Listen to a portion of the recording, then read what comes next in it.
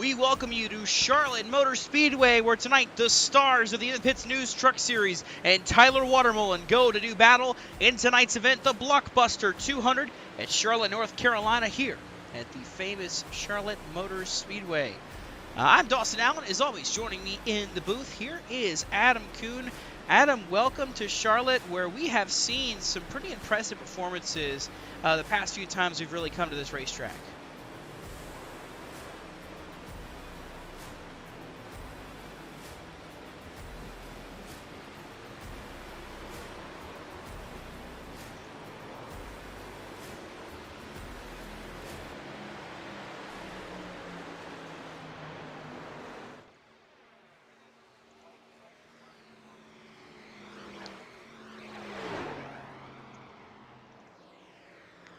Right there, that is your defending race winner of this race. That is Alonso Chicano.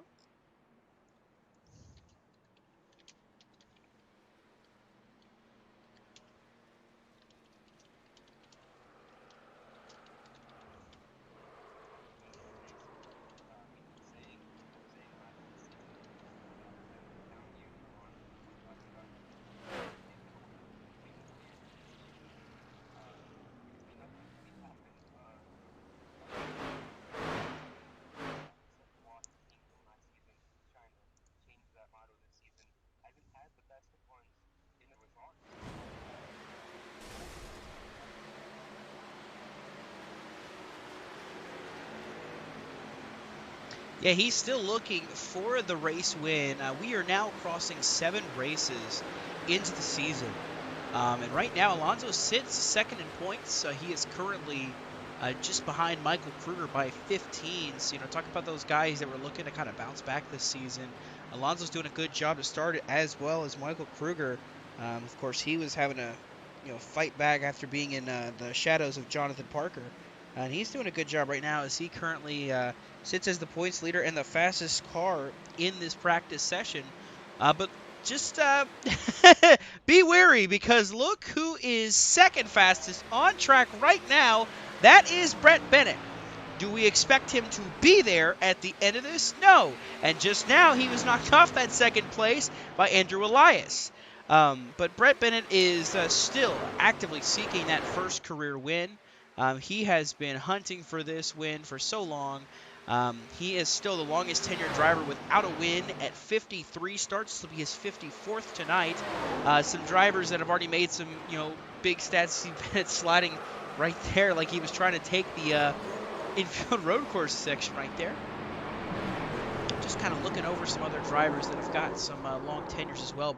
Andrew Elias as well has got a long stretch here as he crossed 50 races last weekend. In our last race we ran at Rockingham. That was his 50th career start. And just kind of looking through, some of the other guys. Go ahead.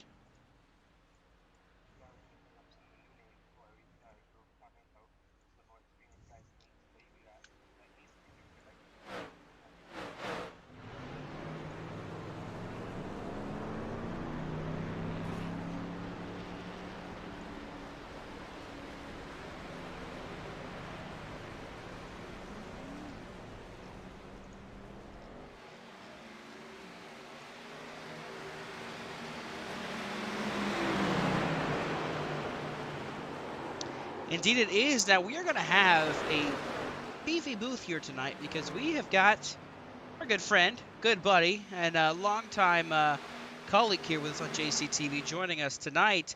Welcome back to the booth. Ben Smith joining us here tonight. Ben, are you excited for a race here at Charlotte? Now, I believe the last race you called with us, it was a while ago. It's been a while since you've been up here in the booth, but you have been kind of keeping tabs and following everything that's happened here in the league. What are your thoughts heading into tonight's race? Like, who is your eye on, just as someone who's kind of not really been in the booth, more so just as a spectator?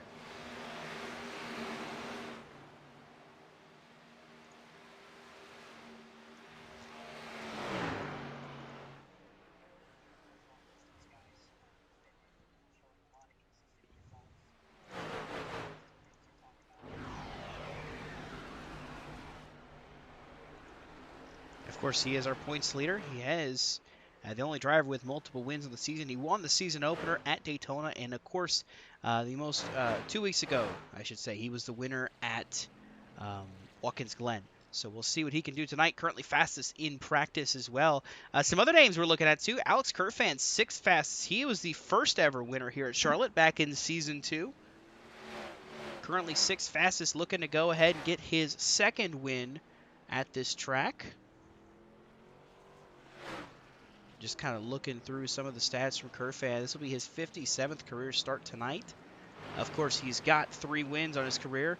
The winner in season 2 at Michigan and Charlotte, and then the winner last season at Chicagoland. But here's a fun fact for you. For all you Alex Kerfan fans, this is a fun fact. You see Nathan Fuller wrecking on the backstretch. Alex Kerfan has never finished 2nd place. He has recorded a 3rd place finish. Make it 8 times in his career he has finished in 3rd. He has won 3 races. He has never recorded a 2nd place finish. Just a little fun fact to keep your eye on here as he makes his 57th career start in tonight's event.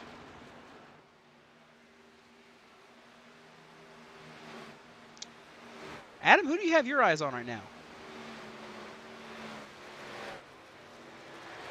Well, right now I'm looking at Jonathan Parker, pretty high up on the leaderboard, of course, and one guy following him is Justin Durand, who sits right in front of him on the speed charts, but these guys have been out here for quite a few laps now, running a long run behind Parker. Durand and Caldwell organized this run. I'm not quite sure if Jonathan was already turning his laps when they got out on the racetrack, but these guys have been following each other for quite a while now here in this practice session. Quick apology to our viewers. You did not hear Adam or Ben's beautiful voices because I forgot to unmute it at the start of the broadcast. So we can hear them now. Ben, Adam, you can be heard now. Just we forgot to do that one at the beginning. It's okay. It's all right. It happens. But Adam, I believe you have caught up with one of our drivers here tonight. I believe you've gotten a hold of our good friend Cameron Caldwell.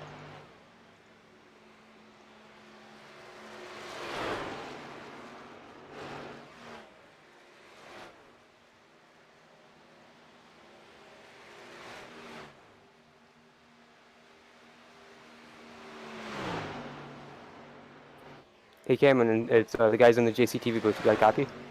Yes, sir. Well, I'm gonna ask Sally's question right off the bat. Bracket challenge starts tonight. Expectations for yourself being paired against the guy who you kind of wrecked last week.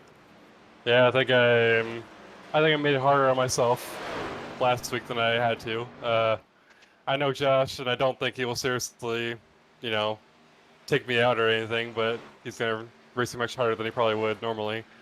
But they always make that comment in real life where the two that get together always find their way next to each other next week, whether it's in the Holler parking lot or on the trucks touring the track after driver intros or whatever. And for us, it's in the bracket challenge. So it always works itself out that way, but it's just one of those things.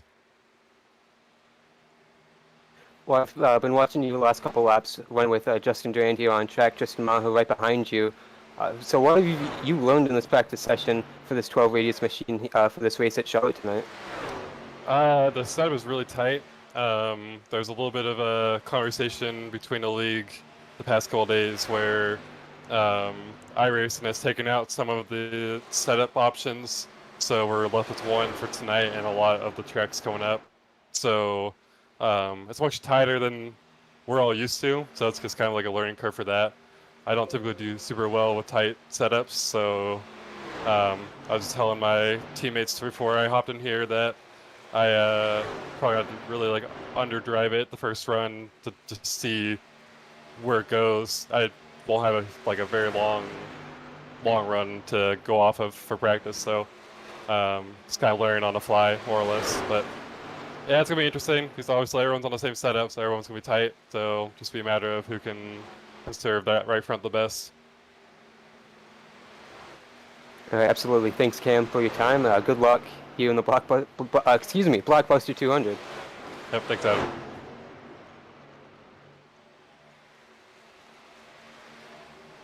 throwback name got me tongue-tied there, Dawson. Absolutely. But yeah, he's currently sitting 12th fastest in the 12 machine, and you mentioned it at the beginning, just there talking to Cam. The JCTV Bracket Challenge presented by Blazers Sim Racing. If I could get hold of that bracket, there we go. So tonight is how this is going to work. It is essentially like you heard Denny Hamlin pitch at one point, and that was his bracket challenge he had. We have our own. So how it works, the top 16 in points after the first 7 races of the season were taken and put into a bracket, and they were organized. It's pretty much, the same way you would see any kind of regular tournament. The top seed is pitted against the lowest seed, and it just kind of alternates as, a bracket. So right now, tonight at Charlotte, we're going to see 8 drivers advance. And it will be between Michael Kruger and Zach Probst. Tristan Maher goes against Brett Bennett. Alex Kerfan faces off with Andrew Elias. Cameron Caldwell takes on Josh Coppernoll. Cole Snyder faces off with Nick Hapiak, a battle of Militia Motorsports teammates there. Justin Duran goes against Jamie Wright. Josh Arnold racing against Roy Crump. And then Alonso Chicano faces off against Ryan Bogey. That is how the bracket sorts out as of right now. Let's see if I can try to get that graphic for you really quickly.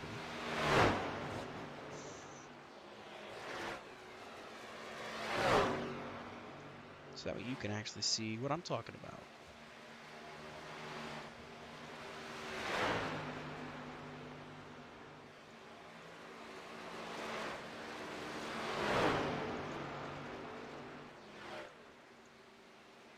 And there you have it. That is your bracket for Bracket Challenge.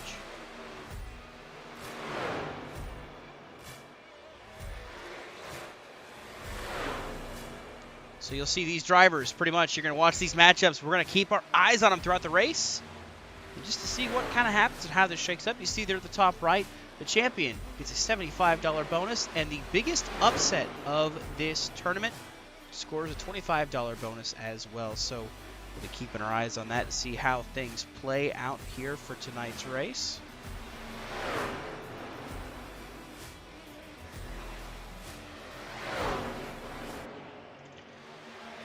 So as we approach the end of practice, I think hell is frozen over. Brett Bennett is fastest. By 7 1/1000ths of a second. Lay down a very solid lap there.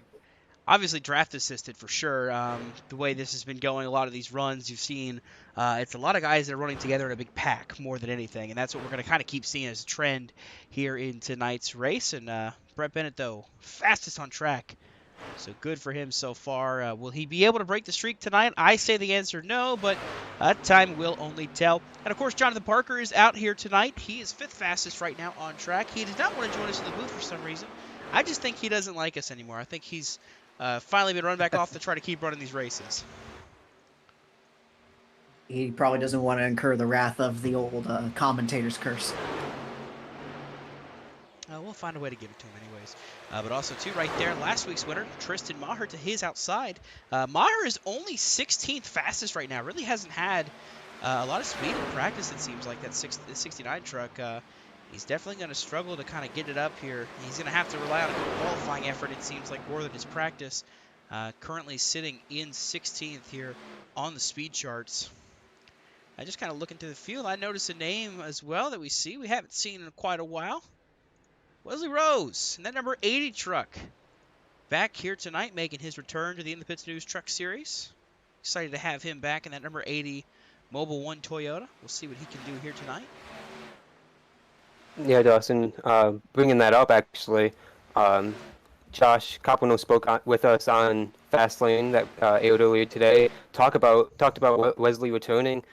This is a one-off start for Wesley for Piston Broke Racing tonight because of the suspension for Bennett Allen. So this way PBR can still score 3 truck points tonight, stay in contention for the Owners' Championship race, and bringing Wesley back for his first start since Michigan last season. So it's going to be a tall task for him to be competitive with everyone tonight, but it's great to see him back here on track, and he did great last season, so in his limited start, so good to see him back, of course. Of course, right now sitting 18th fastest of the drivers that have set a practice time. 25 so far have set a time. 26 are in the session. The only driver who has not set a lap time is the number 94 of Daniel Saponsky. Everybody else has set a lap time in here tonight, so we'll just keep our eyes open and see what we can see. But someone I'm looking at as well, great so far in practice. 7th fastest now after Happyak jumps to 3rd. Kyle Tubb, 7th fastest number 10 truck in his debut here tonight. Coming over, of course, from the NAOR series on Friday nights here on JCTV. Along with him is that number 33 of Nathan Lehman. He has also come in and making his debut here tonight. Currently 15th fastest in the 33 truck.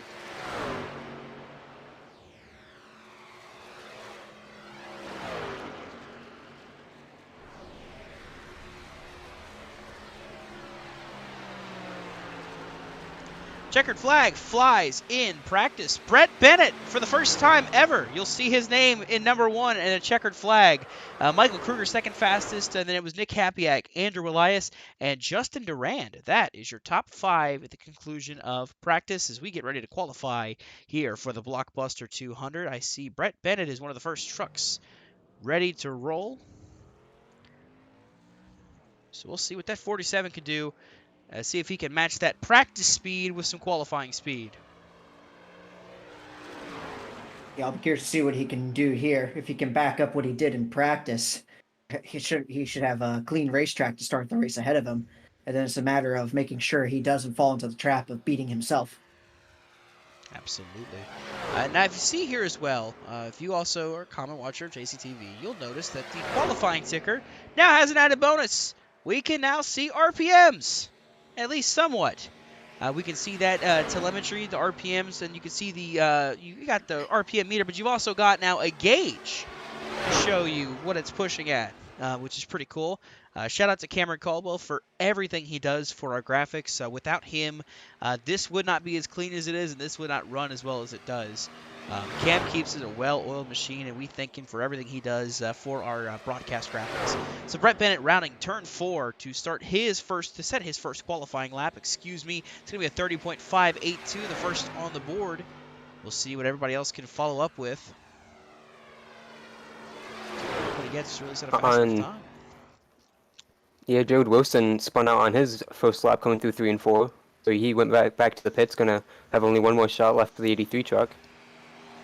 Nathan Fuller's at a 31.3, Josh Coppernell with a 31.0. Zach Probst to the top of the boards with a 35 as Bennett goes to complete his second timed lap. This time it's going to be a 30.253. That, for right now, puts him on the pole. We'll have to see who can follow up and knock him off his perch. Right now we watch Cameron Caldwell making his way for his first timed lap. Hapiak back now to the top of the board with a 31. 30.1, excuse me.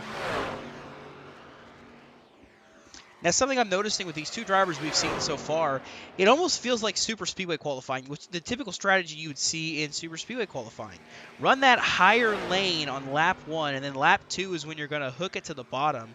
And it's kind of interesting how that's kind of migrated to now some of just the speedway tracks instead of it just being what you saw at Talladega and Daytona.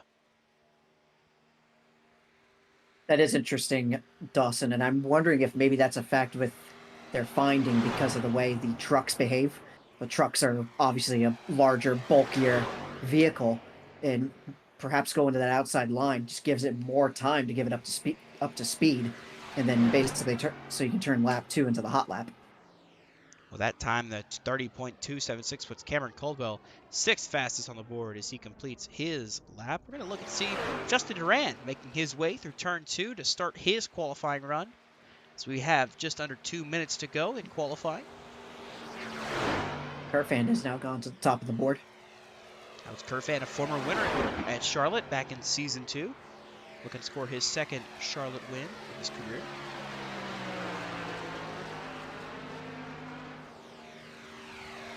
The other driver who has won a race here before, Alonso Chicano, currently sits 15th fastest, but now bumps to a 30.258. That is going to improve him to 5th fastest on the boards, just below Brett Bennett.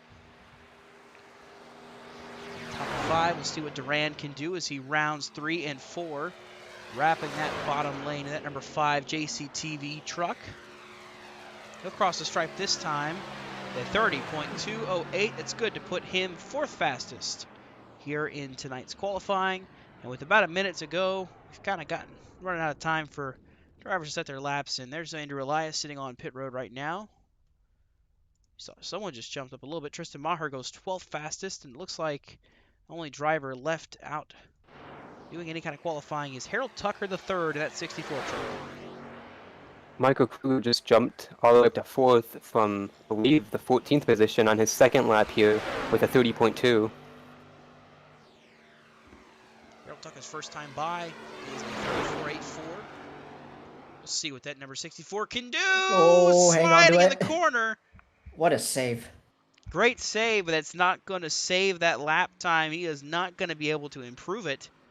So that number 64 DoorDash Chevy Silverado is going to pull down pit road. Looking at that scheme, it looks like it is an inverse of what we saw Bubba Wallace drive in 2020 for Richard Petty Motorsports, that style DoorDash scheme. You can see the swoosh on the side, but instead of it being orange, it is a black base paint scheme with the orange detailing.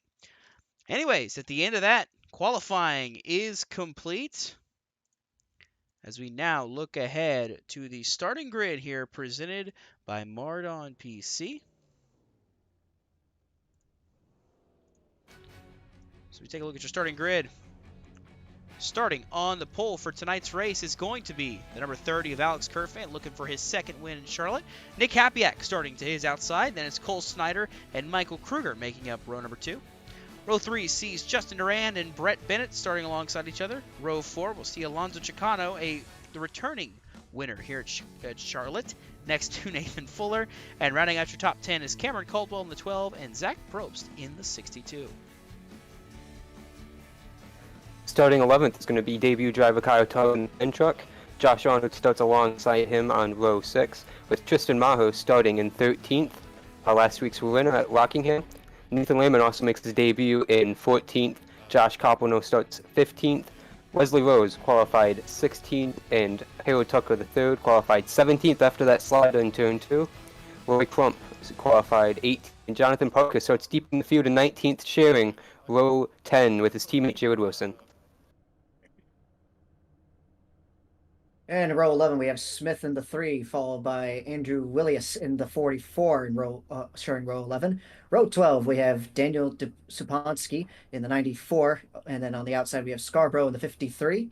And then in row 13, we have Jonathan Canfield in the 16, alongside Tyler Watermullen. And then Shane O'Neill rounds out the field in row 14, starting shotgun on the field in 27th place. And that is your starting lineup presented by Mardon PC. Remember, here on JCTV, everything you see runs on a Mardon PC.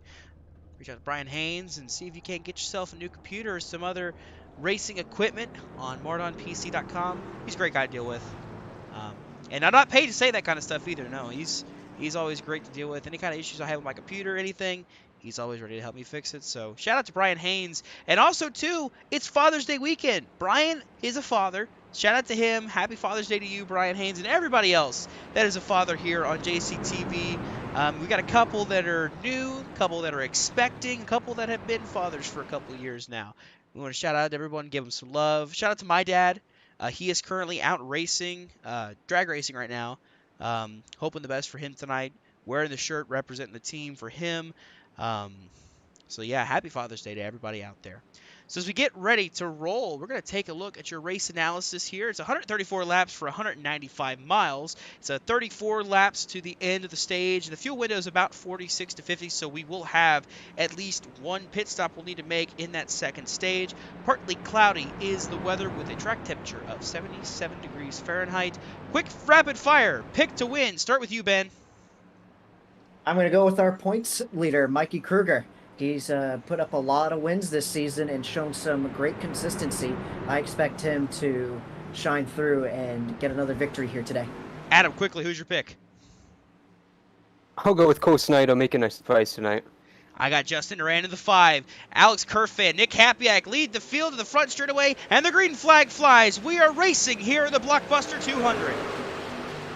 And we had a big checkup early midway through the field, Nathan Fuller, Zach Probst, Josh Arnold contact, but they got going pretty well through one. Oh, they're wrecking. there's a No, crash Jared behind them. Wilson's around. Caution on lap number 1. Jared Wilson is involved. That number 83 Goodwrench service truck, and we have a caution already on the speedway. Yeah, he got 3 wide right off the start with that checkup result, Dawson. Take a look back at your JCTV replay here. I wonder if he just got loose or if maybe he had some help back there.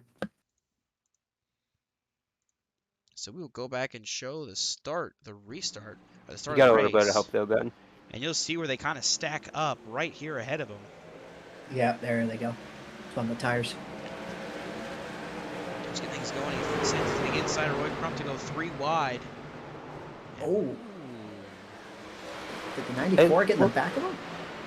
It looks like netcode on my end, but they just ran out of space there going into Yeah. 1 with the dog leg wide, thinning out there, the double dog leg, the second part of that there on the quad over. I think we're right on board with Daniel Sponsky, 94. See what happens. See the checkup right there. Oh, yeah, there's a netcode. Netcode between Wilson and Crump sends 83 in close quarters racing.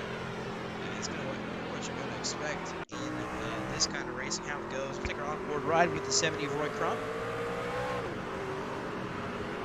Yeah, your instincts said you're a good eye on that, Adam, because it looked like he was, he moved up to give the 83 space, but the netcode said not enough space. I've seen drivers suspended for less than that, so we'll see what we take out tonight.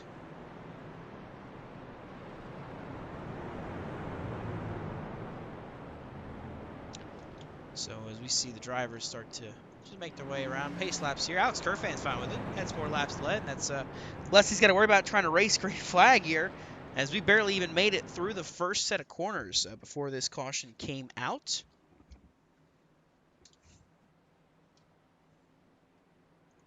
Yeah, and a lot of guys throughout the entire field are asking everyone else in the race comms right now, checking for damage, not just everyone who was in that outside lane or further back where that crash occurred, but even someone like Alonso Chicano right now, circulating in the 6th position, has been asking Michael Kruger about damage on both of their trucks and trying to compare, see if they got any fenders askew at all. And I looked back at the replay and I didn't see any really close quarter racing between either of them, so I'm not quite sure what might have happened there between those two. Could be, Adam, that they're just everybody who might have spun the tires a little bit. They're just trying to be cautious, and nothing wrong with that. What's the word? Are you hearing any word in the comms about the guys in the back from the accident and how their trucks are? No, I haven't.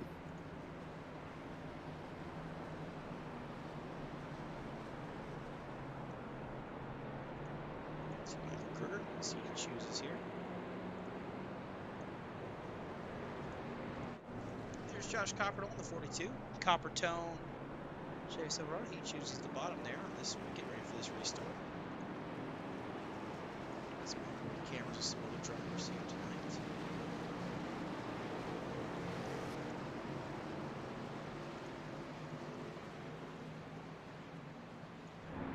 So as we see them, back double file, Kerfan to the inside, Cole Snyder going to the outside here. Nick Hapiak is starting 3rd on the inside. Right there on the outside is the 5 of Justin Durand. Michael Kruger starting 5th. And Alonso Chicano is back there in 6th. So we made it half a corner last time. How much further can we make it on this restart? Let's see what we can do here now.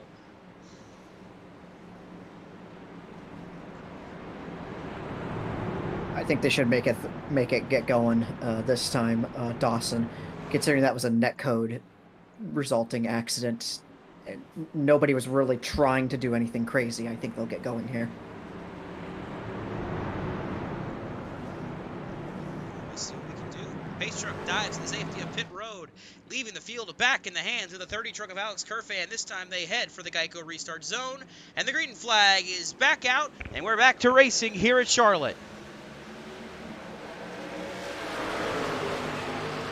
Cole Snyder with not a great start on the outside lane. Justin Duran wanted to go faster than 19 and going to stack these guys up, continuing through 1 and 2, as Alex Kerfan was able to clear for the lead. Duran and Chicano both suffering as they drop back behind the 19 of Cole Snyder. But now it's a battle for second. Here comes Michael Kruger to the inside of Nick Hapiak. Couldn't quite get there. He's still side by side with Cole Snyder for third. Now the 14 truck will clear into third position.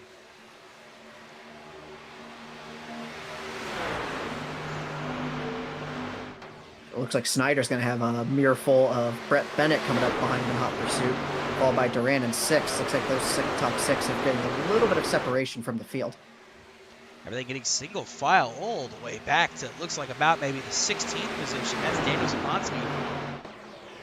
They get quickly organized. There was a moment just behind Zaponski. Yet again, Hero Tucker the third did the same thing we saw him do on his second qualifying lap through turn 2.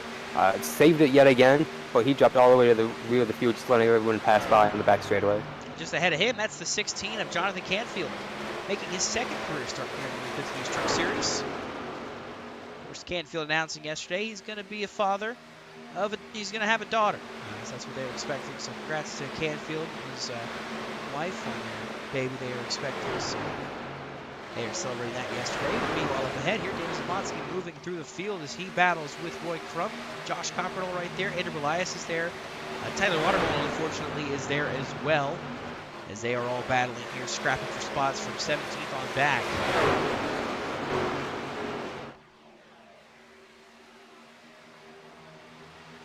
And mixed in with all this here, is 81 to Jonathan Parker. He came down pit road under that caution.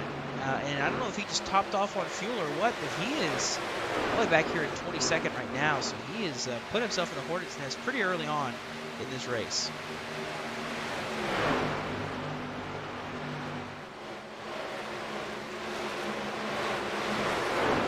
So the top 2 are starting to break away with Hapiak getting about a 6-car length gap over Mikey Kruger, but he's still all over the back end of Kerfan.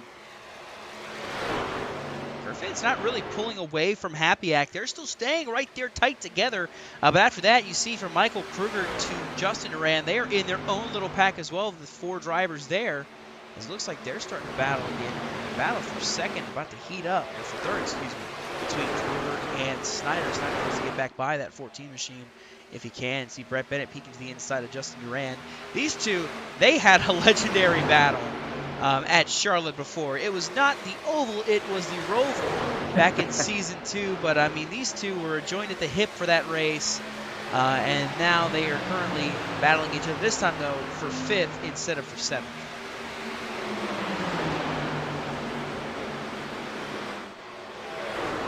Hope all parties involved behave themselves this time around at Charlotte. Further back, there's Joshua Arnold, 22. He was peeking to the inside of Zach Probst for a second. Couldn't quite get there, so he'll stay back in line. Right behind him, Kyle Tubb as well, running in the 13th spot with Nathan Lehman right behind him as well. So the Coalition Motorsports guys really all together in one big group for the most part.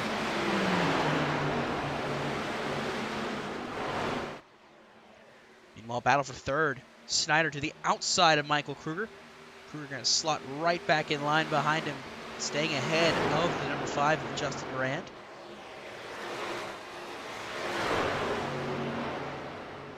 Good run on the inside there, exiting 4 for Kruger. I don't think he's quite done yet with Snyder. He's got to be careful so he doesn't lose momentum and fall into the clutches of Durand, who's all over the back end of him. Yeah, he may not be done with Snyder, but Snyder's definitely done with him for now. Trying to get away, but see Kruger peeking back to the inside. Going to set it too wide again, heading through 3 and 4. As Kruger's trying to make that inside line work to that 19 of Habitat going for third. They're still side by side as they make their way through the dog leg there. Snyder still holds the advantage for now, but Kruger fighting on that inside line. Looks like he is going to take it for now. Just barely. A factor we're going to have to monitor here, gentlemen, is tire wear. It's 134 laps. You're going to have to pit. And when you're battling back and forth like this, sliding the tires, that's probably going to hurt you towards the end of the run. Yeah, we were kind of listening in on practice, Tristan Maher made the comment, your left sides are wearing out too. And when he said that, that's kind of one of those things your ears perk up, because usually you don't hear a lot about your left sides wearing. It's more about your right sides wearing. But he mentioned that his left sides were also starting to wear pretty good too, which kind of threw some alarm bells. We're looking here at Alonso Chicano in the 6th place now, moving up through the field. He is a race winner here. He won in Season 3 last year. He was able to score the victory after being the dominant truck in Season 2. That win, of course, went to our current race leader, Alex Kerfan. So Radius Racing knows a thing or two about making it to victory lane here at Charlotte. I do believe they hold every victory at this racetrack with a combination of the Roval and the Oval. With Cameron Caldwell and Tristan Maher winning the 2 Roval races, and then Alex Kerfan and Alonso Chicano taking care of the Oval layout. Meanwhile, though, battle for the lead. Here comes Happyak to the inside of Kerfan. Yeah, I've been watching this battle, and this is the first time Happyak has made a pounce to the inside. He's been looking, but this time he's able to get the job done. He's going to clear Kerfan off a 2, see if the 30 truck's going to have a run. Indeed, he is going to try and cross him over. Back to the inside goes Kerfan now for the race lead. At number 6 truck, Nick Happyak looking to clear out front. Still side by side, but it looks like Happyak is going to maintain it for now. And so move Nick Happyak to the top spot here. Nice work there for Happyak to be ready and battle off the crossover attempt by Kerfan to try and regain the lead. And what's interesting is, despite battling like that, 3rd place didn't get any closer because you still got Kruger and Snyder battling back there. So that kind of gave those two a break to make sure that while they were battling, the 3rd and 4th didn't close up. Kerfan backing off here. I'm wondering if he's going into tire conservation mode.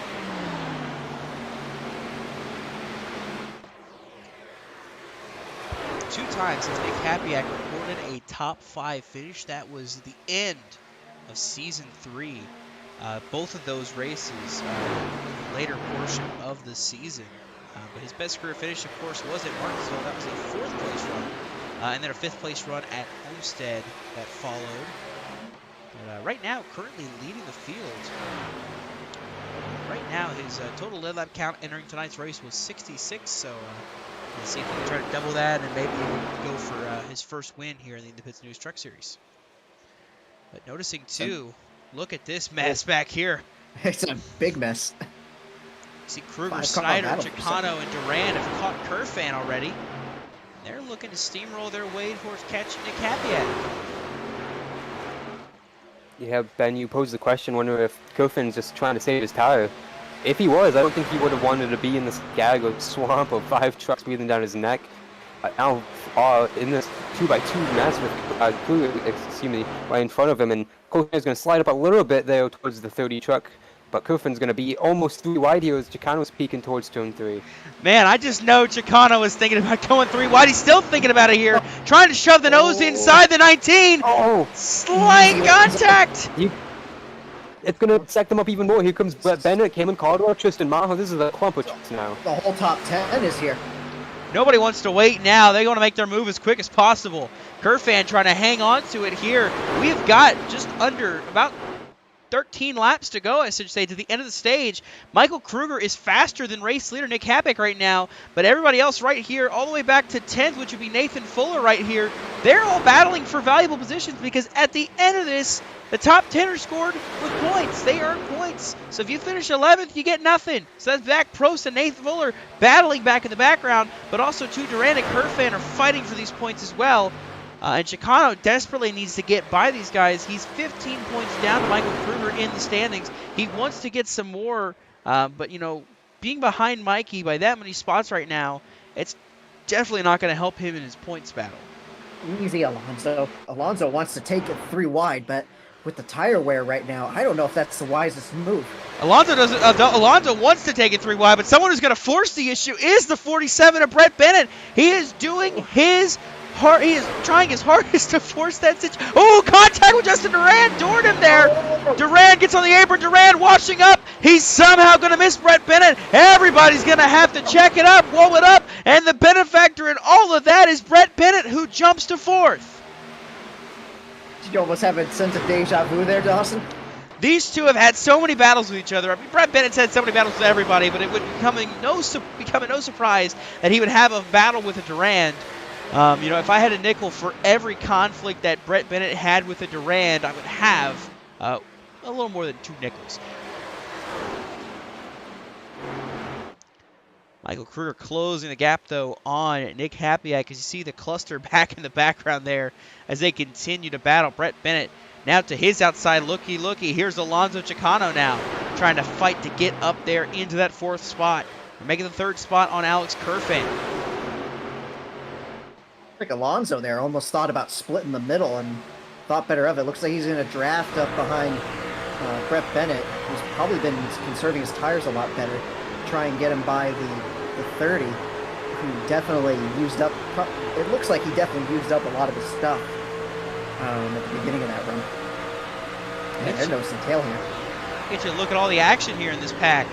Everybody battling for any spot they can take. You see they're still side by side, but Chicano is able to clear Kerfan. He's going to set his sights. Next car up, which will be Brett Bennett for 3rd. This battle for 10th has been very fun to watch, guys. Nathan Fuller and Tristan Maher have swapped that position lap after lap, either in line with each other or just side by side around the entire mile-and-a-half track here, while being stuck behind 4 other trucks stuck side by side. So this is really a fantastic battle for every stage point here. They got 3 other trucks back there, Adam, who are closing up. You're gonna have the whole top 15 battling here to try and get stage points if this keeps going on. Yeah. Battle for the lead. Yeah, Nathan Lehman has been skin down their necks this entire time. Yeah, as you see more drivers closing in, it's going to be about the top 14th. Jonathan Parker has a chance to catch this pack, but right now the battle is for the lead. Michael Kruger is all over the back bumper of Nick Hapiak.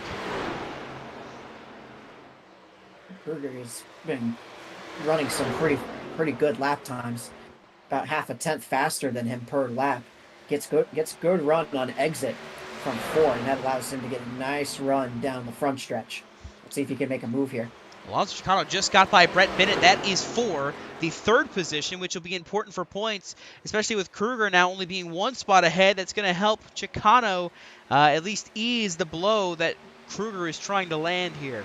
But still, battling for the lead as we approach. It'll be 5 laps to go in the stage when they cross the stripe this next time by.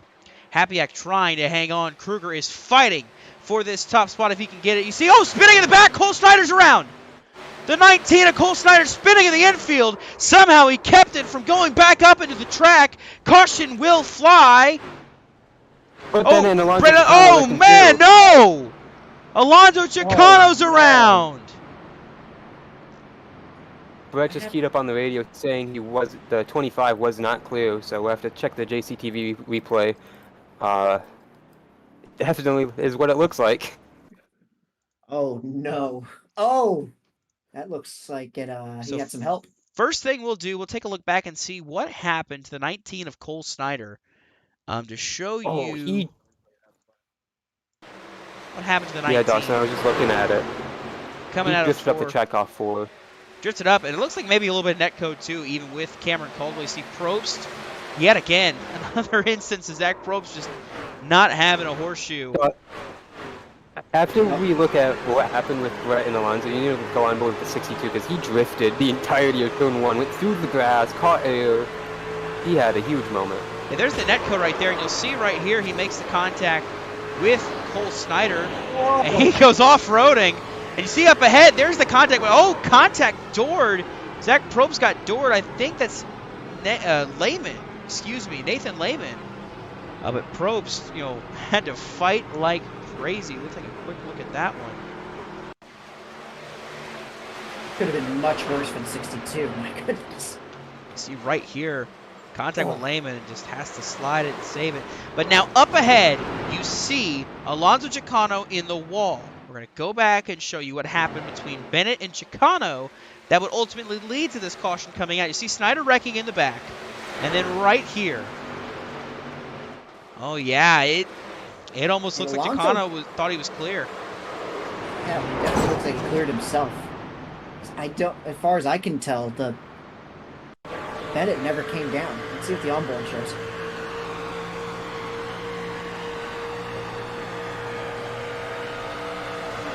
Yeah, no, Chicano just wasn't clear.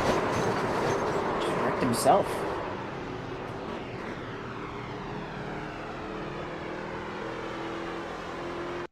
Driving 25. You see right here, he kind of pinched him also too right there through the dog leg, and then right here you'll see it comes up, just comes up that little bit too much. Yeah, I was watching the steering wheel for the 47. He kept that steering wheel straight. He did not come down one bit.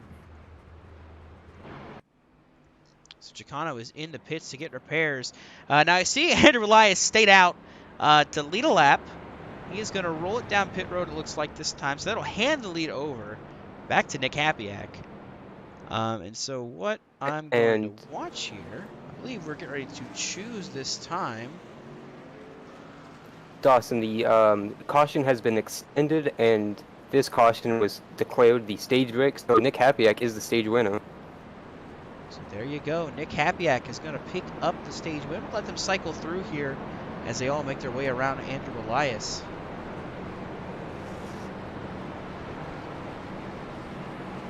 So as they do that, go ahead and show you your stage results. So Nick Hapiak, for some reason this thing is... Give me a second. There you go. Nick Hapiak wins the stage. Michael Kruger brings it home second there. So some good points there for the 14 machine, who probably could have gotten that one more spot. Alex Kerfan able to hang on to third. Brett Bennett will be scored fourth. And Cameron Caldwell is scored in fifth. Justin Duran, sixth. Tristan Maher gets seventh there. Nathan Fuller, eighth place. Kyle Tubb in his debut, ninth in the stage. And running at the top 10 there is Jonathan Parker. Jonathan Parker sneaks into the top 10 there at the end of the stage. Keep your eyes peeled for that 81 to see what he can do the rest of this race. We get ready, wrapping around here. This time we should be getting ready to choose.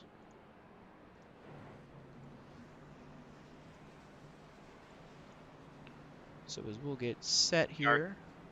Hey, Nick Hapiak, it's Ben Smith and the guys up in the booth. You got a copy? Howdy, guys. How's it going? Good. Congrats on the stage win there, Nick. You have a good, pretty fast hot rod out there. Beginning of the run, you were stalking Kerfan and got by him. Though towards the end there, you had, for the caution, very timely caution, I might add, you were holding off Kruger there. Yeah, we kind of got out to a lead, and I didn't realize it until we had already gotten the lead. Thinking, man, we're going to be, somebody's talking to me. Oh, all right. Apparently I'm blinking a little bit. But yeah, I got a little worried there for a second and thought maybe we were over-frying our tires, and got to his inside, and I pulled away from him, and next thing I knew, I had Kruger all up my tailpipes. So maybe I need to do a little better job of saving, and hopefully we can get this thing extended out and hopefully end the day in victory lane. So quickly here, Nick, before we get back going, you mentioned it earlier, saving, and we were talking about it up here. Describe what the tire wear is like during the course of these runs. You go from all the grip in the world to absolutely none in like one corner. It doesn't really, it's not like a progressive thing. It just all of a sudden falls off, and if you're not prepared for it when it happens, you're gonna go for a ride. So it's different. It's definitely different. Awesome. No doubt. Thanks for the time, Nick. Good luck out there as you guys are going green here. Thank you. You mentioned it going back green here in the Blockbuster 200. Hapiak launching out of a cannon to get out ahead for now. We'll see what he can do to maintain this time as we get back going. Alex Kerfan right there is holding on to second as he gets by Michael Kruger. Cameron Caldwell right there to the inside. And I've got some bad news, though, for Nick Hapiak. In the past two races we had here in Charlotte, the stage winner did not go on to win the race. So Cameron Caldwell was the stage winner in Season 2, and Season 3 stage winner was Alex Kerfan. So we'll have to keep our eyes peeled to see if Hapiak can break that spell that we've seen plaguing the rest of the drivers that have been in the stage here before. Jared Wilson out of the race in 26th. So that's our only DNF so far this race. Everybody else is on the lead lap and still rolling. Speaking of still rolling, Alonso Chicano is still racing it up to speed, it looks like, in the 25 machine. Let's see what he can do as he has to climb his way back through the field. But up front, wrecking actually. Oh, Justin Duran, Tristan Maher, Roy Crump, the 53, Josh Coppernoll is involved. Everybody piling in on the front straightaway. There goes the neighborhood, Dawson. That's a big mess up in the front stretch. A lot of trucks involved.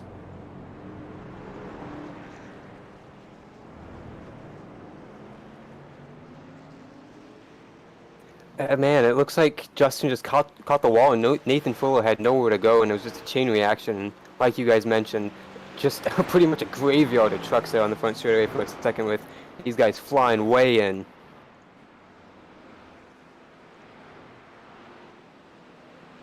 Just kind of looking right there. Got the smoke of death coming out of one of the trucks. Look, the hood of that truck is gone. That's Josh Coppernoll. You can see. Break for... If you pause right here, you can see the exact moment his heart breaks, as he is not happy. You can see there one of our driver cameras tonight. So he's going to be having a early exit in this race. We'll take a look. JCB replay to see what even happened that led up to that moment that got us to where we are now. A solid well, we have a request. Yeah, we have a request for an onboard camera replay also. Jonathan Canterfield keyed up and told me to tell you to show the replay of that 16 truck, and I looked through what he did. He just didn't really slow up a whole lot, was one of those guys, didn't have time to react. He went through the grass bombing and missed everyone somehow.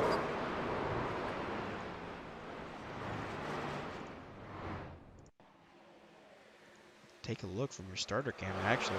See the wreck happen. Duran, Maher around. You see Crump, 53, 42 to 80. Just hasn't had time. That black truck there, I couldn't quite see the number. Ducked a hard right and just barely avoided it, and then went for a nice, got some air in the grass.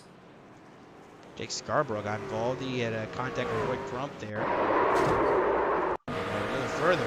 Show you what happened on board the 53 really quick. Jake Scarborough. And you'll see it up ahead. You see those yellow and blue trucks. That's Maher and Duran. See, Duran hits the wall, and Maher gets hooked. And right here, the 53 trying to find a way through the hole, and just nowhere for Roy Crump or Jake Scarborough to go. No chance of missing that one.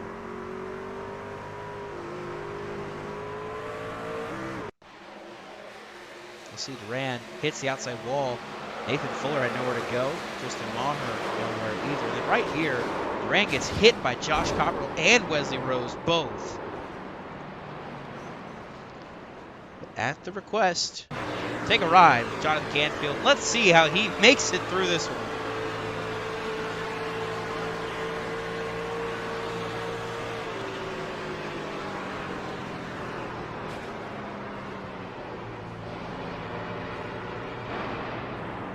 Some good finesse driving there by Canfield. And we ride with Alonso Chicano as well to see how he was able to not get involved in this one.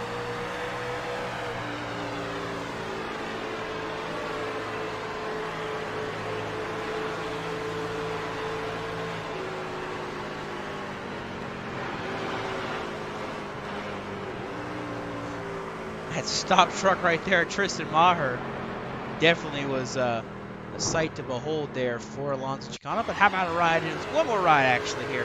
Nathan Lehman.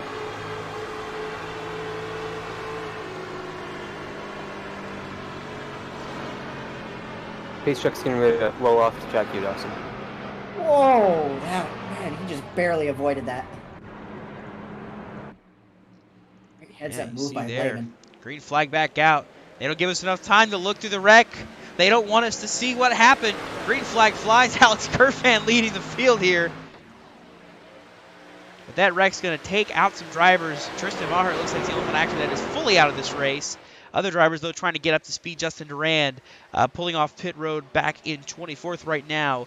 He's the last truck on the lead lap, about a half a track away from the rest of the field. But they will catch him quickly because he is off the pace. Oh, Brett Bennett! Brett Bennett. Oh, what a That's save. his name! He gets it back on track. In another league, that might be worth a suspension, but for now, we're going to see what happens to Brett as he drops the spots to both Kruger and Parker, but he pulls it back in, and now he'll battle with Cameron Caldwell for 5th. How in the world did he hang up to that?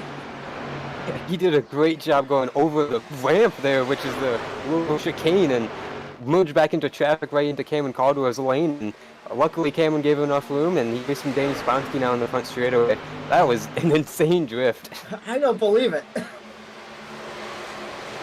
When that happened, though, Michael Kruger keyed up on the radio immediately and apologized, saying he got loose, and that's what stemmed from the contact with the 47. Able to recover, able to continue going, though. Back down to 6th, battling with Daniel Saponski for 7th. How about Daniel Saponski also, too? Battling up into this top 10 now, looking to mix it up into the top 5 almost in that number 94 Smack Tonight scheme. Of course, he and Brian C. Smith both run that style, that paint scheme, of course, that was a throwback last year for Brian. They wound up keeping it as a team scheme between the two of them. Worth noting, too, that 94 started towards the back of the field, and he's gradually worked his way up through the chaos and finds himself in some pretty solid positioning here. This is his 15th career start in the Pits News Truck Series, and right now he is matching his career best finish of a 6th place. That came last season at Las Vegas.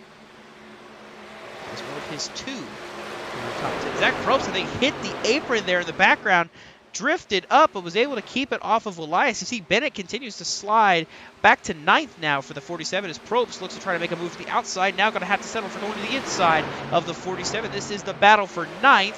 There's a battle happening in the background there. That's Cole Snyder and Wesley Rose. They battle for what looks to be the 15th position.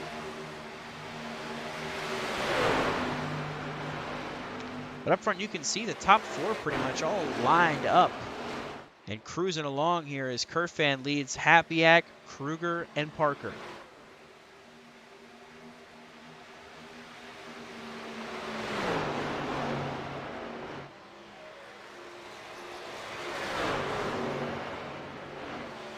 Kruger all over the decklet of Nick Hapiak through turn 4, going to free him up onto the unloading in the front straightaway, going to inside that truck going through the quad oval. Now into turn 1, pretty even there for a moment, but he's got the advantage now. But Hapiak's got the momentum rolling off too. Fighting to the inside is Kruger. He's trying to get by Hapiak. He wasn't able to get it done for the stage, but he's looking to do it now. And look who's breathing down his neck. Jonathan Parker, all the way from the back of the field here. Our Season 3 champion making a start here tonight is now Hapiak making a move for the race lead. Nice crossovers to split Kruger and Kerfan there by Hapiak to go right into the lead. That was a solid threading of the needle. Hapiak continues to mix it up here and get to the race lead. Now Kerfan trying to get back to the bottom.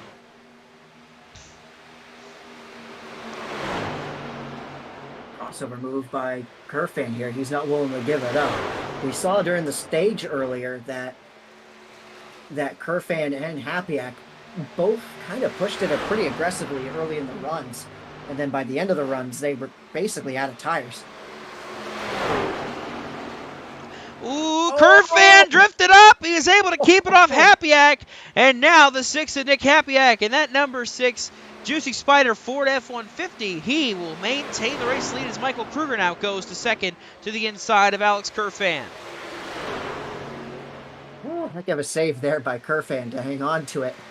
I think he might have paid the price in with the slide there, burning up some more rubber. Looks like they're coming up on some lap traffic there with, I believe that's Duran they're coming up onto lap. Indeed it is, Justin Duran. Just up ahead of the race leaders. Top 4 single file right there. In the background, you see Cameron Caldwell battling Nathan Fuller. That is for the 5th spot. Caldwell losing the spot there to Fuller as they head down the back straightaway. So Nathan Fuller will take the top 5 as we look at your running results. They head towards the stripe. We're going to head to a quick side-by-side break as we cross the stripe to start lap 50. The battle for the lead is heating up still as Michael Kruger now looks to go to the point. You won't miss any of the action. We're going to take you JCTV side by side.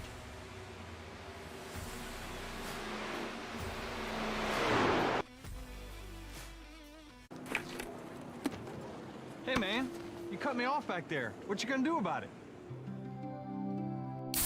Oh man. Can you feel it? The taste of Coca-Cola when the race is All right, fine.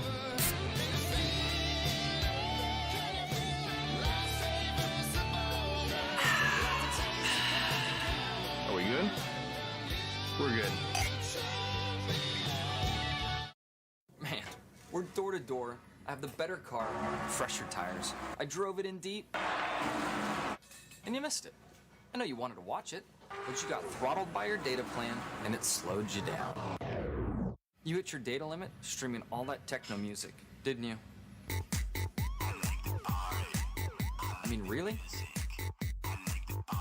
Man, you've got some questionable taste in music. Switch to Sprint, the only network with truly unlimited data.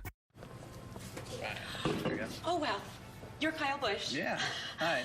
And that is the new Nas Rowdy drink? That's it. Can I get a picture? Sure. Yeah. Okay. Thank you.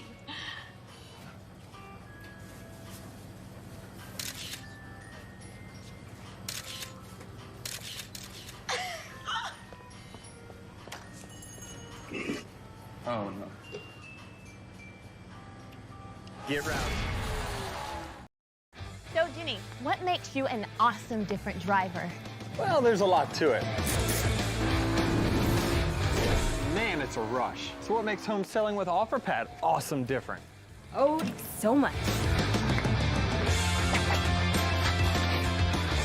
But with OfferPad, it's a lot more home selling stuff and a lot less bumping into people. I don't bump into anyone. Home selling with OfferPad is awesome different. Request your free cash offer today at OfferPad.com.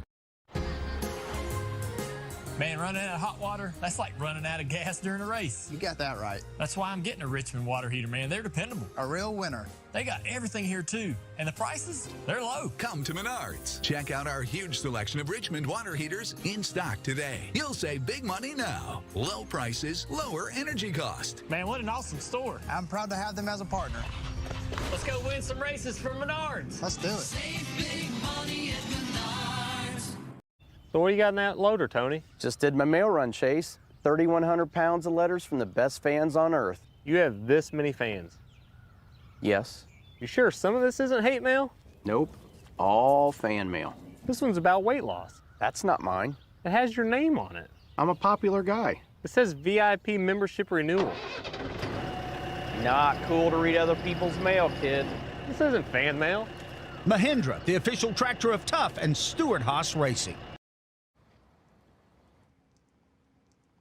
Ooh. Call Logano. Hey, Joey, you can save money if you fill up at Shell if you use Advanced Auto Parts Speed Perks. Dude, I'm way ahead of you. You saved at the pump? Yeah, I saved at the pump. The pump? The pump. You saved at the pump! Woo! Now you can save at the pump when you shop at Advance Auto Parts. Learn more at advanceautoparts.com/gas rewards. Now, it's my turn.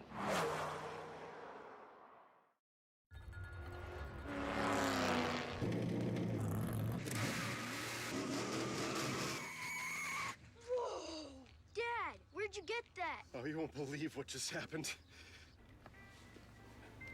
Don't tell me you got the last Diet Dew. Yeah. I love the taste of Diet Dew. What do you want for it? Deal. Diet Mountain Dew. Yeah, it tastes that good. Hey, hotshot. Meter's running. Fly the blimp, too much hot air. Race announcer, same thing there. Wouldn't get a word in with you know who. Just get down on the track and do what you do. Slide down in my seat, pull the belts tight. Get up on the wheel and let the dust fly. Napa know how. Napa know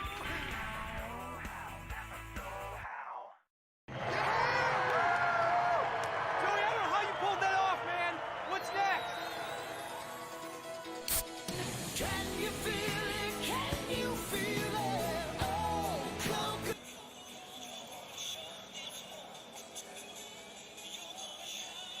And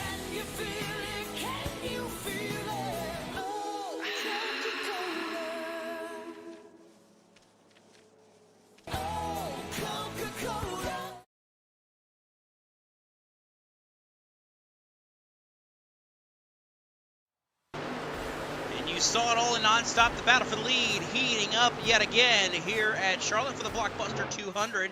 It's Jonathan Parker trying to get by Nick Hapiak to go for the win if he can get there. But he's still got to put up a tough battle with that 6 truck who's wanting to hang on to this lead and keep holding strong. Just some updates here on your JCTV Bracket Challenge. Tristan Maher is officially out of the race. So with that, we'll take a look at your big grid really quick. That's going to advance the 9th seed, Brett Bennett. So there's your first upset guaranteed. And as well, Alonso Chicano's opponent, Ryan Bogey, did not show up, so that will advance that number 25. And Jamie Wright also did not make the field, so the 3rd seeded Justin Duran will also automatically advance. Looking through the rest of the field and how they run, Michael Kruger is currently beating Zach Probst, running in the 3rd spot compared to Zach Probst, currently scored a little further back in the 6th position. Alex Kerfan, Andrew Elias, those two do battle. Kerfan is in 4th, while Elias is back in 11th. Cameron Caldwell and Josh Coppernoll, that battle might well be settled as Coppernoll was down 9 laps. So we might put that one on the books as well. And then you see Cole Snyder, Nick Hapiak, they're still battling hard. Hapiak leading the way. This would be an upset as well. This would put him in the underdog spot, but he's going to have to fight hard because here comes Jonathan Parker to the inside, battling for the race lead once again. We started to see these two battle during the commercial break, and they've been going at it for about a solid 7 or 8 laps at this point. Despite the fact we're getting later into a run, the tire wear's got to be feeling it at this point. It hasn't deterred them from battling. And it's pulled Mikey Kruger back into the fight as well, and Kerfan as well in 4th. The fight is still on here for this race lead. Neither man wanted to give an inch. Michael Kruger still right there, ready to pounce. Alex Kerfan as well is in the background still as they continue to battle. You can see in the background there, it's pulling Caldwell, Probst, Fuller, and Lehman up to this pack as well. And while I was trying to get through the read of all the rest of the drivers that are in the last battle in the playoff bracket, before this battle started heating back up, Josh Arnold and Roy Crump, the 17, the 10 seed. Arnold runs 12th. Crump is currently about to get lapped in 20 seconds, so it's not looking good for Crump to pull off the upset advance after being involved in that accident with Durand and Maher. You see him just up ahead of our race leaders. Hapiak, though, still maintaining the point. Parker still fighting hard to the inside, trying to take this race lead away. To play a role in this, because if they stay side by side here, one of them could use Crump as a pick in order to make a move here, and I think that's why we see Kruger starting to look and see if he can make a move. Right here in this top 5 mix, you have the 2 winningest drivers in this series, Cameron Caldwell and Michael Kruger. Caldwell, of course, still battling Probst there to his inside. But Caldwell and Kruger, 7 wins apiece in this series. Jonathan Parker has 6 wins on his career, all coming in Season 3, his championship season. And then, 5 of them came last season. This one that came this year at Phoenix. And then, of course, you've got Alex Kerfan, 3 career wins as well. Nick Hapiak, the lone driver in the top 5. Right now, that'll win. Zach Probst battling with Cameron Caldwell. He also has yet to win. Another driver with a long tenured history in this league without a victory. He's looking to change that tonight. He's got a good shot running top 5 right now. He's showing pace, and he definitely could play a factor in the later stage of this race.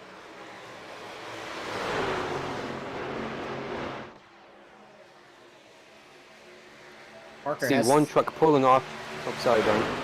Looks like Parker's trying to solidly hold the lead. He's led a couple laps here, but he has not completed the pass on Hapiak. He continues to hang on stubbornly on the outside there. And a lot of these guys stay side by side with this lead. I noticed one truck pulling off pit road. 42, Josh Coppernoll has now left pit road. He is going to be scored this time by 15 laps down, I believe. So it's going to be a long night for this 42 truck after that crash where he went underneath Justin Duran momentarily, but he's going to keep on trying, hopefully beat Cameron Caldwell in the bracket challenge. But it's going to be, like I said, long night, tall task with Cameron still running in the top 10. I'm noticing something that Michael Kruger is doing here. In 1 and 2, he's going to the bottom, but in 3 and 4, he seems to run that top lane behind Happy. He's kind of not really staying put behind one or the other.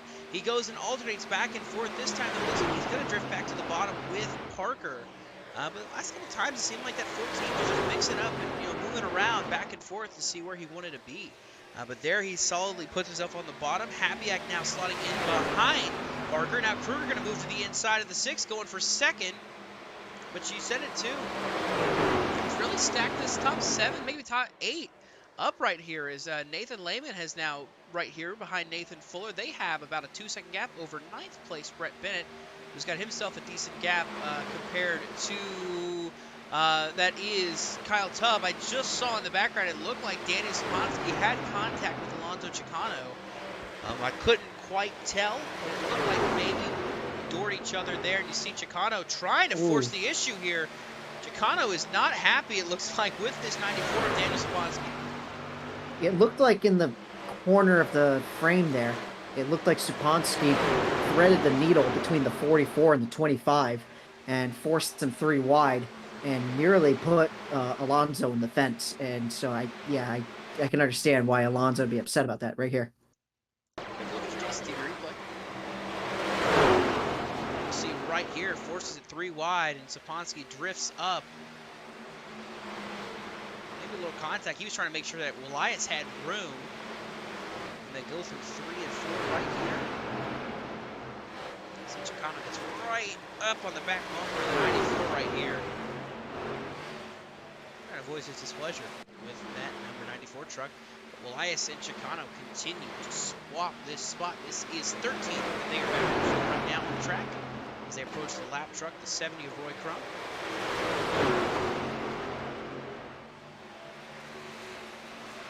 '70 truck stepped out there as they caught him, and he did a good job saving it and not getting into the wall, making that more of a problem. Gonna back out of it here. Talk with Josh Coppino. Bias Danny Szymanski cuts it close, tucking in line with Alonso Chicano. Chicano sent it in that corner, trying to get by the 94. And Chicano's got to be careful. I understand frustrations, with where you're running right now and how this race has gone so far, but you don't want to light a match that have a way of putting out, so to speak. But he's able to get by Szymanski for now for 12th, and looks like he is going to try to set sail, get away from this pack, and try to get towards the rest of the trucks. That is 11th place Kyle Tubb. That would be top 3 single file though. Maintaining this one right here. We're approaching pit stops here. 42 laps since these drivers have last come down pit road. For some, others it's been 36 laps. For the likes of and Elias, they've been out. They came in pit that more recent caution that we had. This is definitely going to play a factor for some of these drivers and how they decide to take this strategy.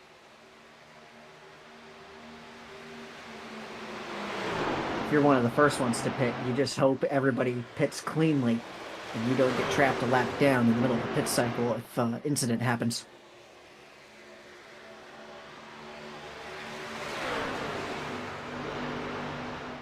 So as we continue to monitor here, battle for the lead, battle is now on position. Here comes Zach Probst making a charge here, trying to get to the front of this field. Probst making, oh no! No! I did it again! There it is! The jinx of all jinxes. I was just getting ready to talk about how he's having a great run and nothing stupid has happened to him yet. And that time, something happens. He's going to pull it to pit road here. And he's going to pit a little early, it feels like, for the window. But man, I was just getting ready to talk so highly of him and say something so great.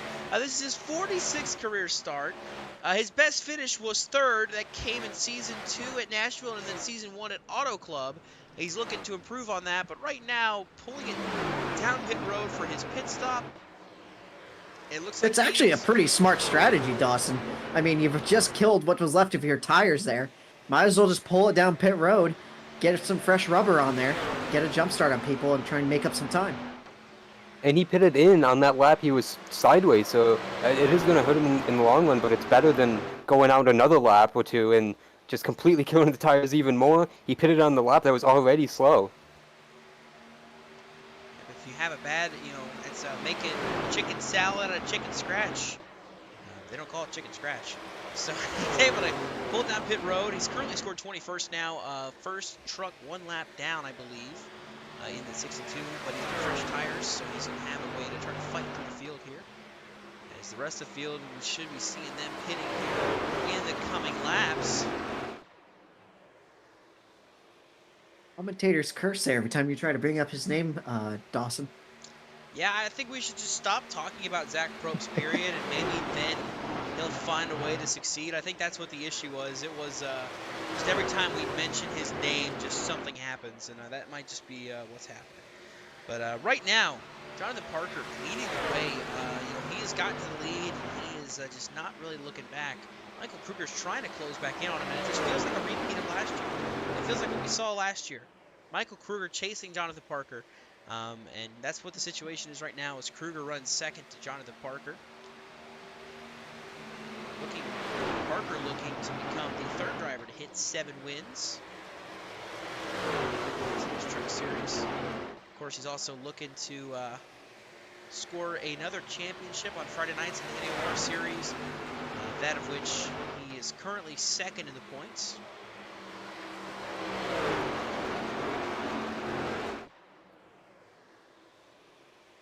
He's not the only driver in this field from the NOR series as well that's running up front. Nick Hapiak in third. Nathan Lehman back there in 7th.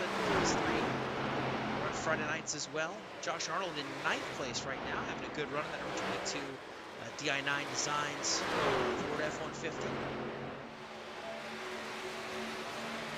Bilbo Takers on pit road from the top 20. I'd be curious what lap times Probst is laying down in comparison to 2 seconds quicker. Yeah, 2 seconds quicker than the trucks he's racing around right now. Can't help but think, Adam, that that's going to help him make up a ton of ground in terms of after the pit cycle is completed. That's going to help him actually gain some ground for a little bit. For a short while. But the thing is, his tires are already wearing, because he just ran a 32.1, and Jonathan Parker, or excuse me, a 31.1, and Jonathan Parker is consistently running 32.2s. Just there, a 30.4 for the 62 of Zach Probst. He looks to navigate. Ooh, Kyle Tubb in a very aggressive fashion. He puts it right on the right side door of that 10 truck. And if I'm Kyle Tubb, I think I just said a prayer because that could have gone bad. But Probst on a mission to get back by everybody and trying to unlap himself. He is the only truck 1 lap down, or the first truck 1 lap down right now. So in the case if we get a caution here, he's okay. But at the same time, he is going to be down a tire set compared to the rest of the field. Having to wear these tires, trying to catch up. I see Tyler Watermullen is slow on the apron. I would say, I should have just said he's just Here slow, comes the pit like cycle. usual. But Tyler Watermullen going to be the first to pit for 51 laps since that number 68 truck made it to pit road.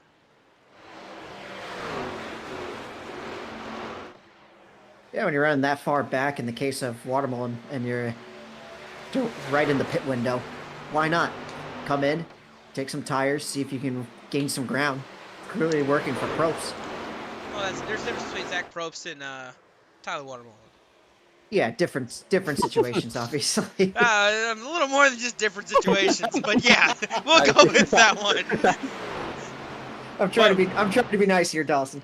Now here's what I'm seeing. We're approaching 53 laps. I don't know what I'm seeing back here. Nathan Fuller getting down to the bottom trying to pit. So is Nick Hapiak. Fuller trying to wall it up, and Fuller's going to spin to the cone. He's going to get back straight. Brett Bennett made it to pit road safely. I think it's Alonso Chicano back in the background too. But I saw them just about 3 wide. Zach Probst is going crazy trying to get by everybody here. He's to the inside of Michael Kruger. Now there you see Tyler Watermullen pulling off the pit road.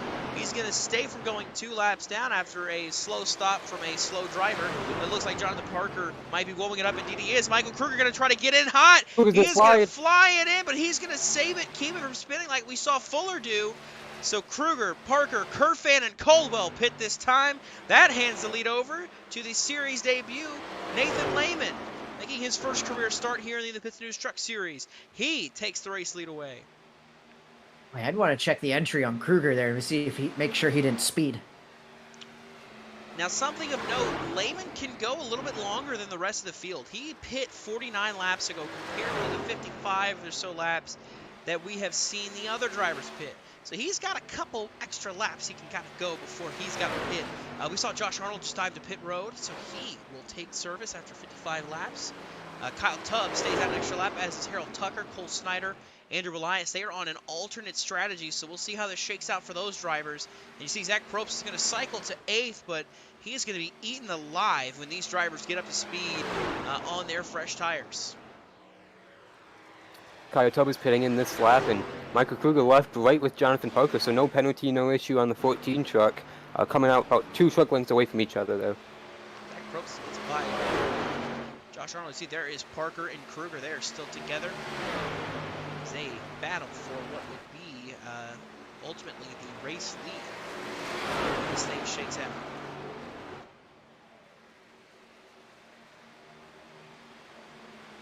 And I'm sure towards the end of this run, if you're a pro, you are praying for a caution when the guys ahead of you pit. That would be the best thing to happen for him.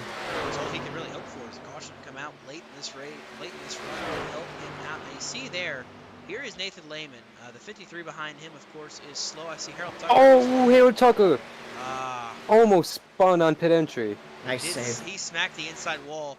Cole Snyder on pit road as well. So the top 3, Nathan Lehman. He is currently the only one ahead of Kruger and Parker. Andrew Elias is second all the way back here in exiting turn 2. And Shane O'Neill running top 3 right now.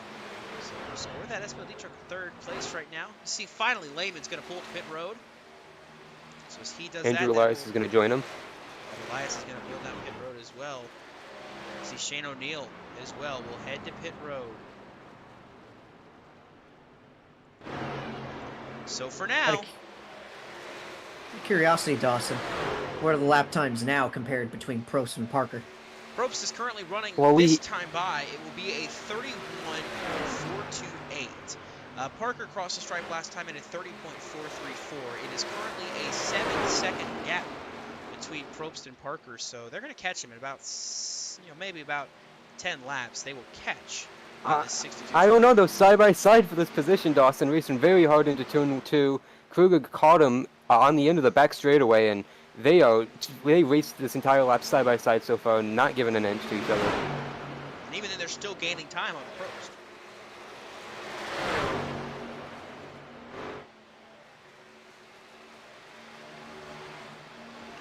That time by, Probst ran a 31.4. Parker and Kruger both ran a 30.6. Both of them are catching the 62. It's not a matter of if, it's a matter of when. They stay side by side. Yeah, if they're still catching him despite running side by side, what I said before still holds true, that the only hope for Probst is a timely caution. Currently, the gap, the difference in pit stops is 10 laps. Probst pit 10 laps earlier than the rest of the field, so he is going to be off cycle. So he's going to need a late yellow to kind of help get him back in the mix after that mishap in the back straightaway. You see, still side by side, Kruger's fighting to the inside of Parker as hard as he can, trying to get by this 81 truck, trying to do what he really couldn't do last season at all, and that's beat Parker outright. He has struggled to get by that 81 machine, but you see here, side by side, still on the exit of 4 as we approach lap 94. You see Zach Probst hitting again. Yeah, he just stuck down there. That is a surprise to me, especially on the strategy he's on, guys. Like we called on that alternate strategy, being behind a set of tires is going to put him back even further. Yeah, I'm not sure I agree with the call he just made there either, Adam. It would have been better for him just to wait it out and see what happens. And correct me if I'm wrong, was he going to make it on fuel? It would have been close. I do not believe so. I don't think so. I don't think he would have. So I think what he's going to do is take his tires and just hold out hope. Probst is away. He's going to, not. First.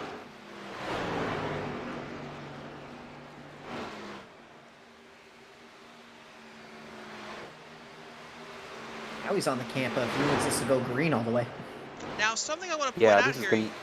Yeah, it's weird how that shakes out, but looking at the grid right now, when we went to start pit cycles, Nick Hapiak was, up there leading, or at least battling for the lead. He's back to 7th right now. Very, very slow stop for the 16-second stop. Puts him back to 7th of the cycle. Kerfan now is in 3rd. He looks to step their new battle is actually now Nathan Lehman moves to the 7th position, so Hapiak dropping another spot. Nathan Fuller is 6th, Brett Bennett in the top 5, Cameron Caldwell, Alex Kerfan, and then this battle for the lead still going on between the 81 and the 14, but it might end here because there you go. Kruger's going to use the 53. The 53 is going to put himself in the wall to get out of the way. They are still side by side for this race lead. Neither man wants to give an inch. These two gentlemen are putting on a classic here. And it looks like Kruger might clear him there, but here comes, I'd look for the crossover here from the 81. Nope, he doesn't get the crossover, so. Yeah. To the point for. Yeah, Ben, he did not have a good run off turn 2, did Jonathan Pocus, though. Like you mentioned, Kruger going to have the point. Poker going to stay in line here, of course.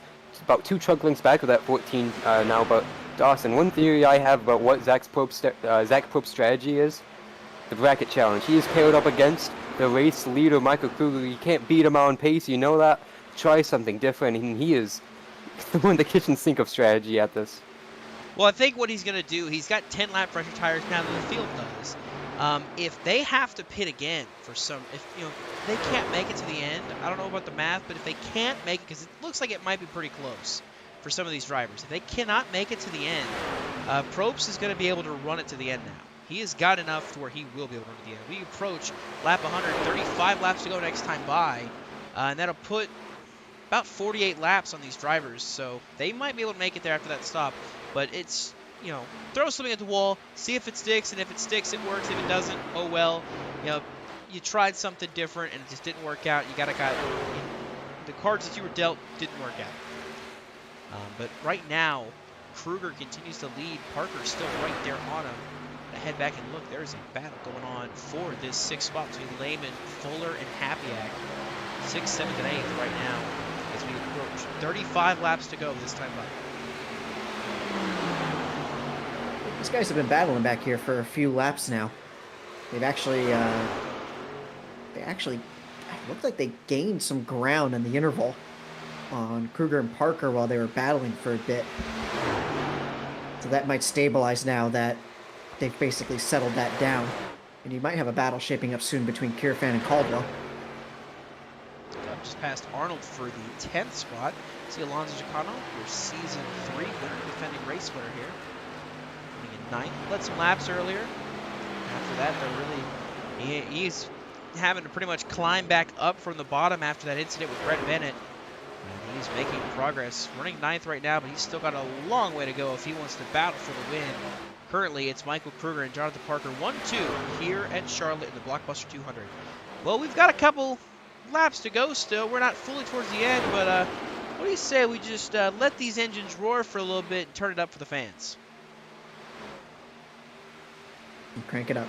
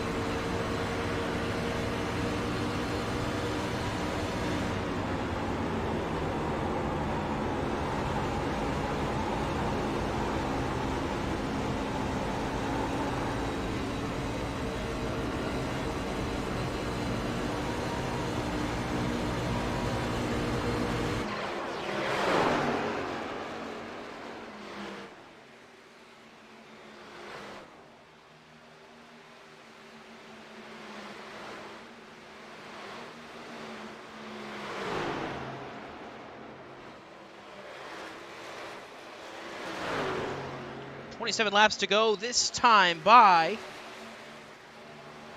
It's still right there, tight between the two. 1-2. Kruger and Parker. They now have a 2-second gap between themselves and Alex Kerfan. Of course, the winner here in Season 2. He is looking to see if he can't score his second win, winning from the pole as they continue on here. Cameron Caldwell in 4th. Brett Bennett in the top 5 as well. You saw there, Prost unlapped himself. He just got by Tyler Watermelon for 19th. And for 5th, heating up between Lehman and Bennett.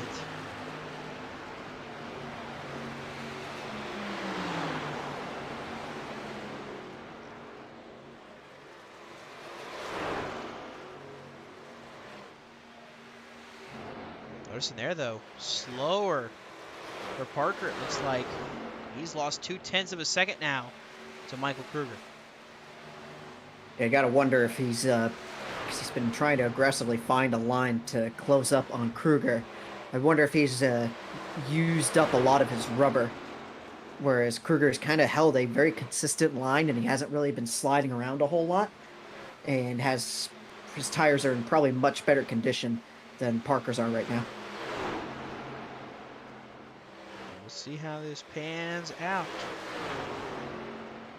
for these two. See what the decision making is for Parker. He's closing back in. You see Tyler Watermelon trying to get out of the way. And number 68 staying to the high side, trying to stay out of the way.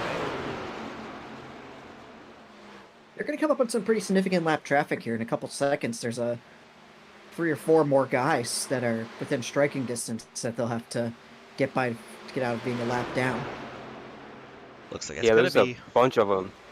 Yeah, it starts with Harold Tucker, I believe, Dawson, and then Roy Crump, Jonathan Canfield, Cole Snyder, Wesley Rose, Danny Sponsky, Shane O'Neill, Zach Probst. Just the whole back end of the field is just right there. Plus Tyler Watermelon, which they just navigated around. But Prost with the fresh tires, it's just they're falling into his clutches. His plan is working out pretty good so far. Yeah, it's going to be okay yeah, to Prost is going to drive away, it. of course. He's going to salvage it, but he's not going to be able to really benefit the way he was. He was running top 5 when that happened, pretty much. So that takes him out of the conversation for a top 5. Right now, it's just a matter of just battling to stay on the lead lap if a timely caution comes out in the late stages of this race, which has just seemed to be the story of the season. Late race cautions. I mean, we really haven't had a green flag run to the end of these races every single race pretty much, except for Watkins Glen and maybe Michigan, I think. But even then, that may not have been the case.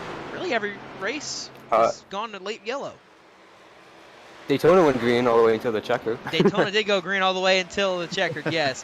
Daytona and Watkins Glen really were the only two I think that did go fully green. There may have been one more that snuck in there, but every race pretty much has had a yellow within the last 15 laps. Call that the Larry Mack trend of the race.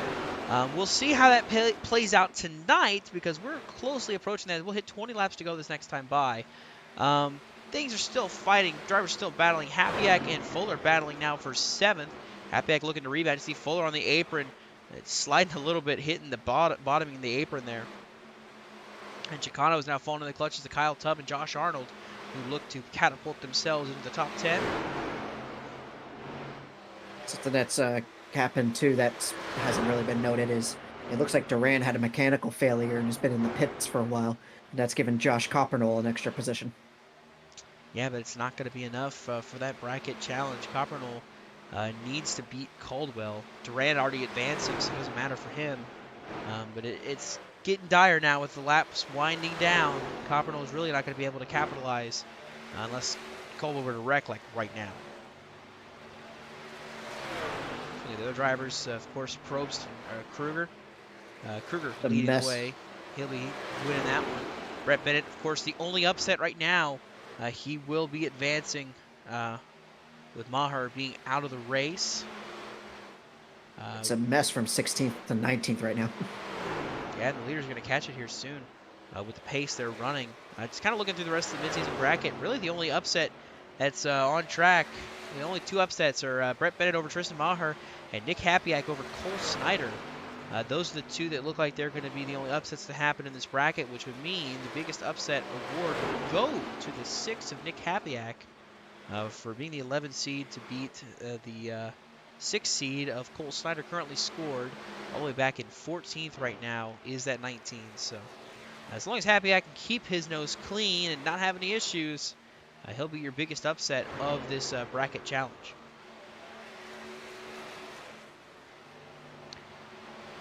$17 more circuits here in the Blockbuster 200. And of course, the Blockbuster truck is leading the way here. Kruger looking to become the all-time lead the all-time wins category, here in the Pits News Truck Series with what would be his 8th career win. Jonathan Parker is looking to match at 7 with Kruger and Caldwell. He's still got a good shot at it. He is still running consistent lap times with Kruger. Very likely he's just holding off until this very last run when he needs to go for it.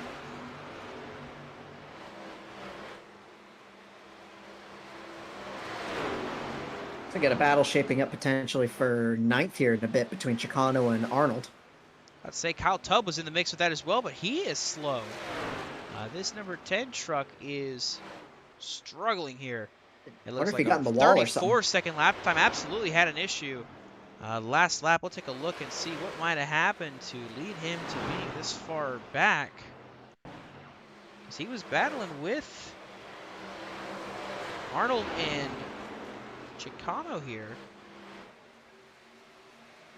You see, he's off the pace. I can't tell what really happened, but something happened to Kyle Tubb. Or he's just really, that's just how bad the rubber fall off has been. No, 34 seconds would imply it's more than rubber fall off. That would be hitting the wall or sliding and saving it, but he is still wicked slow right here. Well off the pace is this 10 truck. And Elias coming to his outside. That'll be a pass for position. That'll move Elias to 11th. There's something wrong with this 10 truck. He is still limping around the racetrack much slower than the rest of the field here. Yeah, he didn't even give a fight to the 44. So your theory is probably right. He had to have slid it or hit the wall at some point, and we just haven't found it. We just haven't found the footage yet. Trying to keep looking and seeing.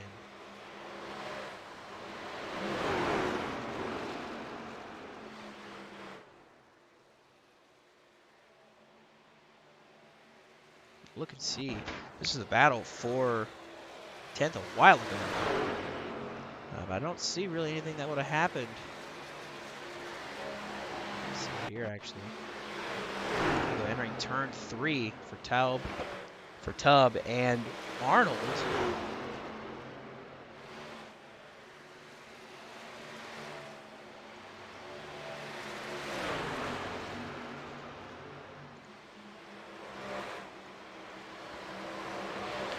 Just looking to see if maybe he just hit the wall or something. No, it just completely just petered out.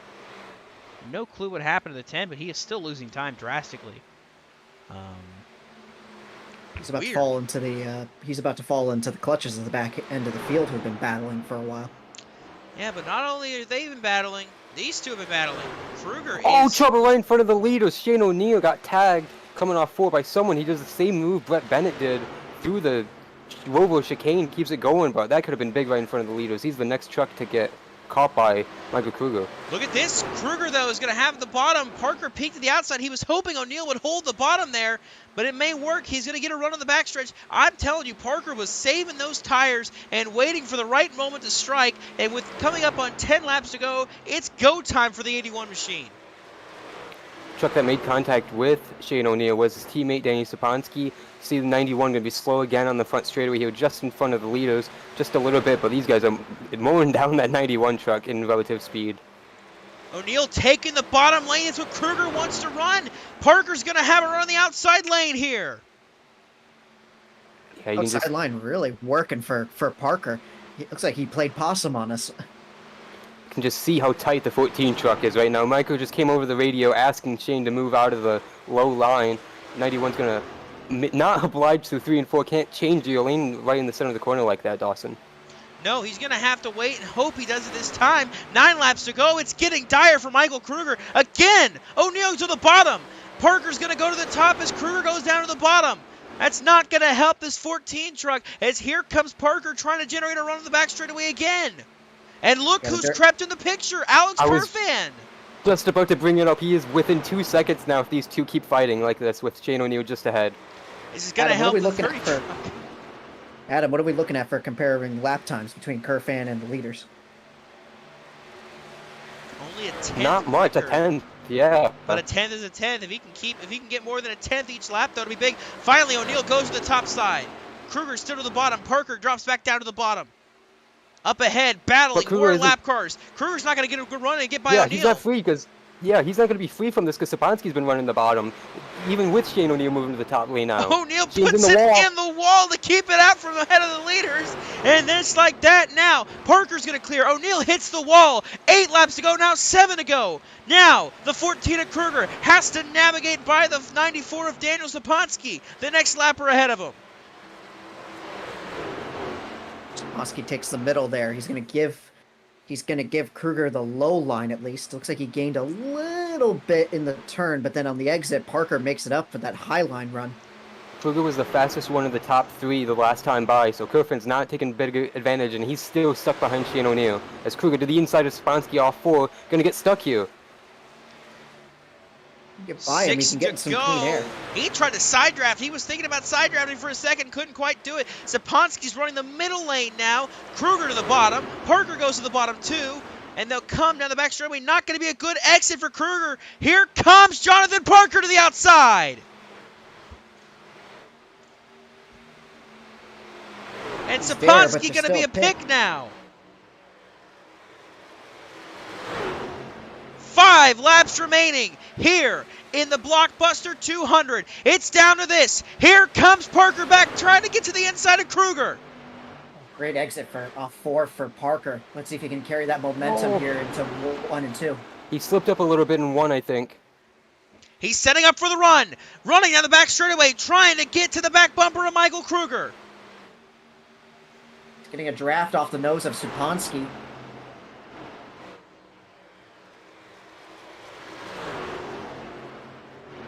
Good exit off 4. He's there.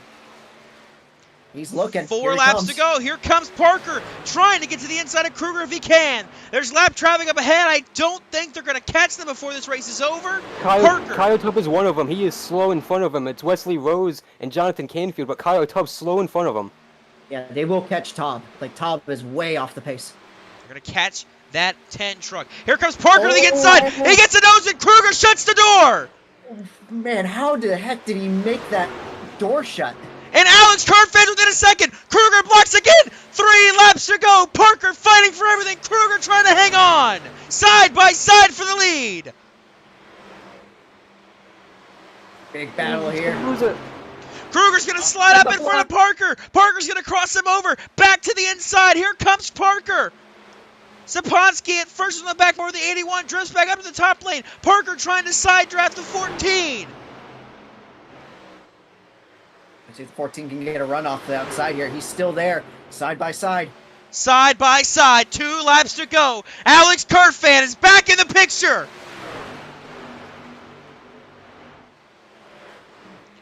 He's 0.3 of a second faster than both these two that last time by.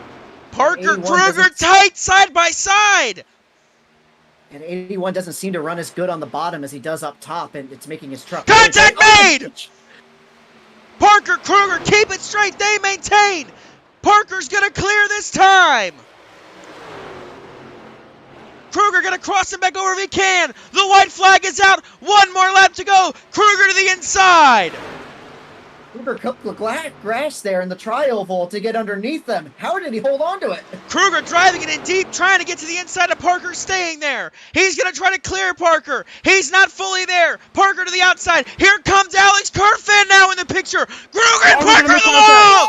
And Alex Kerfan gets turned! Jonathan Parker trying to limp it around. Here comes Cameron Caldwell. Cameron Caldwell through 3 and 4. Can he get to Parker? Coming to the start-finish line, it's going to be Jonathan Parker, just barely wins it here in the Blockbuster 200. It was 0.3 of a second, the gap for the win. 300ths of a second, Dawson. 300ths of a second. Oh my God! That's Unreal! The fireworks are going off. Parker is not able to celebrate. That truck is ready for the junkyard as the rest of the field is finishing the race. I have no words. Have you ever, Dawson? Maybe once or twice, but I gotta say, no, I have never.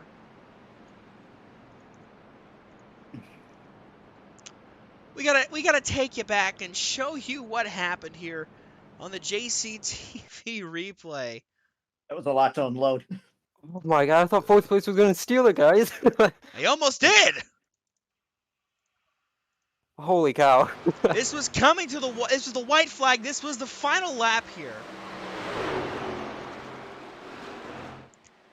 Kruger throws an aggressive block right there to stay ahead of Parker, but right here, he's trying to stay ahead. They make contact, and that turns Kruger on the wall. But right there, Kruger ends up hitting Kerfan and wiping him out. And then right here, you see Caldwell is trying to gas it up as hard as he can to get there.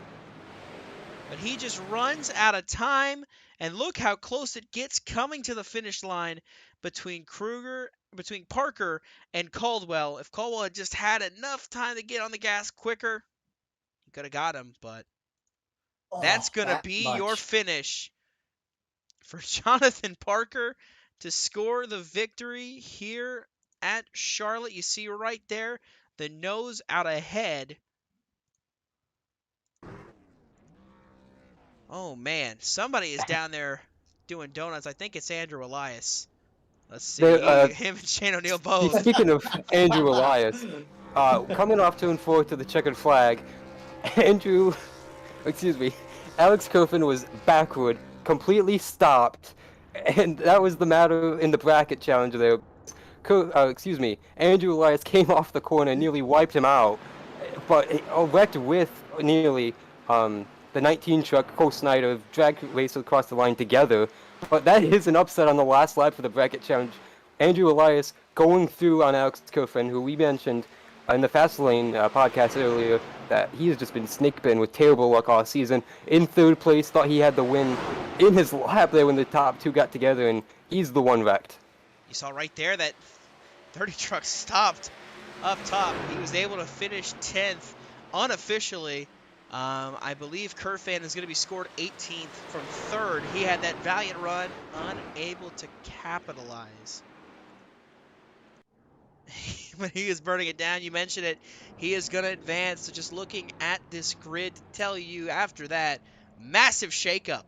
Michael Kruger is still going to advance, I believe. I'll have to double check and see because that would be the biggest Finished upset. fifth. The 33 Kruger actually got by him for fourth. Scored fifth. We'll look through the field. We'll look through the results and kind of compare that to the battle here. As you see, Elias just going around the Roval now. So we'll take a look at your results here. Jonathan Parker scores the victory just barely, edging out Cameron Caldwell. Brett Bennett brings it home third. That is good for him, of course, to beat Tristan Maher in advance. There you see Nathan Lehman scoring fourth in his debut race. Michael Kruger with the fifth locks him into the next round at USA. He will face off against Brett Bennett. But we also mentioned, too, Andrew Elias, 10th. That puts him over Alex Kerfan. That is your biggest upset because he was the 12 seed entering tonight's race compared to Alex Kerfan being the 5 seed. Happy, of course, also got the upset over Cole Snyder with his 7th place finish. Of course, Snyder finished 11th right behind Elias there.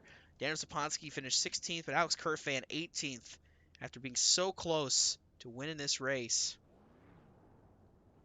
Roy Crump, Josh Coppernoll 23rd, Justin Duran, Tristan Maher, all early exits from this race. Whew! So quickly, we'll tell you, who's advancing to your bracket challenge for the next race. It'll be Michael Kruger facing off against Brett Bennett at USA. Alex Kerfan, unable to complete the job, he will lose to Andrew Elias in an upset, as Andrew Elias will now move on to face off against Cameron Caldwell. Then it'll be Nick Happyack racing against Justin Durand. And finally, it'll be Josh Arnold and Alonso Chicano. That is your bracket challenge. Those are the 8 drivers advancing to the next round.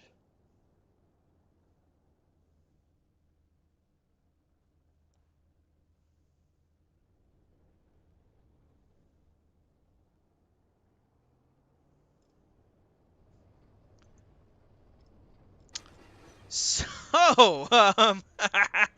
with all that, a lot of carnage, a lot of hurt feelings, obviously. I feel like that's the way it's going to be. We've still got to talk to our drivers that were able to score the podium here tonight. A lot to digest here, gentlemen. There a is lot to digest. a lot to digest for sure. Ben, you get the honor of interviewing third place finisher Brett Bennett, who tonight scores his 4th career podium. Hey, Brett, it's your old pal Ben up here in the booth. You got for post-race interview. You got a copy? Yeah. Brett, congratulations on getting the 3rd place finish there. Wasn't an easy road. You had a little bit of a weird incident early on with Alonso Chicano, but you recovered nicely from that. Take us through that incident earlier and your journey to climb back up through the field. Yeah, and I'm looking at the replay right now. I haven't seen it yet. I think people were telling me it was netcode between us, and thankfully, honestly, biggest shout out to iRacing for putting the new damage model on these trucks, because if that was the old damage model, my race would have been over. And instead I got away with no damage out of that at all and kept it going. And I didn't have good short run pace, but I had good long run pace, and felt like I gave myself a decent chance to be in a position at the end. And then the end of that race, some chaos on the last lap got me up to 3rd. I was going to get 5th before that, but I don't know. I'm seeing people be very angry post-race when I think it was just a racing deal on the last lap. So Yeah, definitely just a racing deal. But like you said, you had a better long run truck. I noticed it to be at the beginning of that long run, you kind of fell back to about between 7th and to 9th. But then as the runs unfolded, you definitely, as you were conserving, because you were definitely conserving your tires, as that unfolded, I noticed you were starting to creep back up, starting to flirt with the top 5. And as you said, calamity at the end. Take us through the end of your race to steal a 3rd place finish. I'm joking mainly, but like I lost probably about 2 seconds at the very start of that last run, because Mikey got loose off of turn 4 and put me in the grass on the front stretch on the final, what ended up being the final restart. And I don't think I would have been really up there, but I think that hurt me a little bit. But and then that last lap, I saw the way they were racing. I could see them out in the distance, and then I saw them get together, and I just kept it low and hoped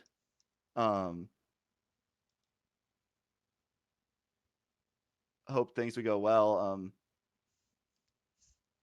Yeah, so Before we go, that save you mentioned. How did you hang on to it? the AstroTurf here helps, because basically I don't think iRacing's really modeled the physics on it right, but you can basically keep it full throttle through there and have no issue. Like I didn't lift at all down the front stretch in the grass.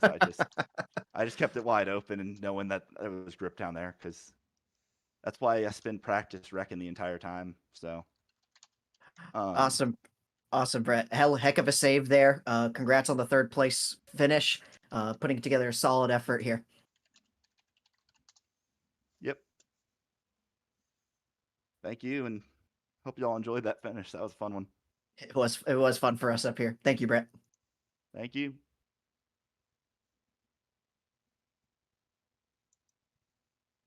And we will kick it down now to Adam, who I believe is caught up with our 2nd place finisher, Cameron Caldwell.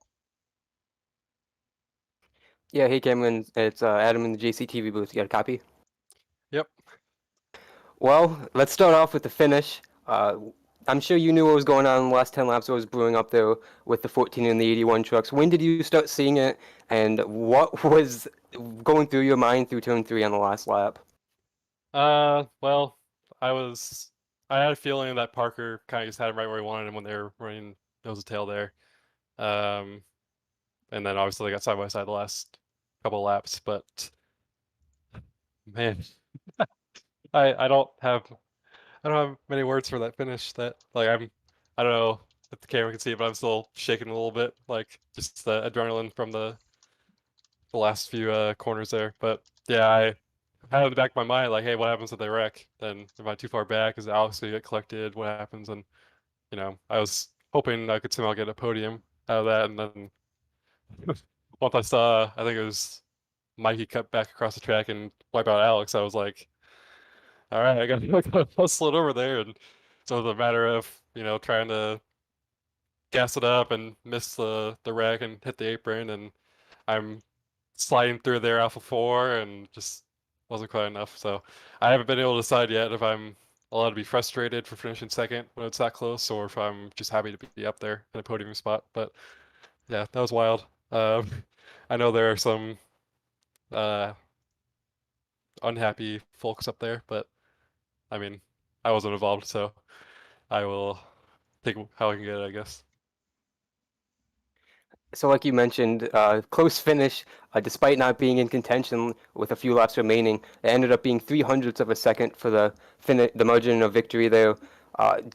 Drag racing Jonathan Pogue to the line. Did you think he was too damaged to beat you back to the start finish, or did you really just have no idea what was going to happen there, come back to the finish? I mean, obviously, when when he's still they're slow, you hope he's too damaged to keep going. But no, honestly, I had no idea. I was just hoping and hoping and hoping that I would get there. But I can't tell if he was like letting off to try to make it close, or he wanted to give me the win because he felt bad for what happened or whatever, or what. But if that's the case, then he failed pretty miserably. But yeah, I don't really know. I looked at it a couple times, and I don't really know what he was trying to do there, other than get back going. So uh, obviously a little frustrated it was that close. I thought it was a little bit closer than that. I thought I might have gotten it, but uh, just one of those deals, Uh, I'm trying to think. I won the first race at Talladega last season in a photo finish, so you win some, you lose some in these circumstances. You just wish you lives on merit and not having to hope on a wreck, but again, you kind of just get these how they come.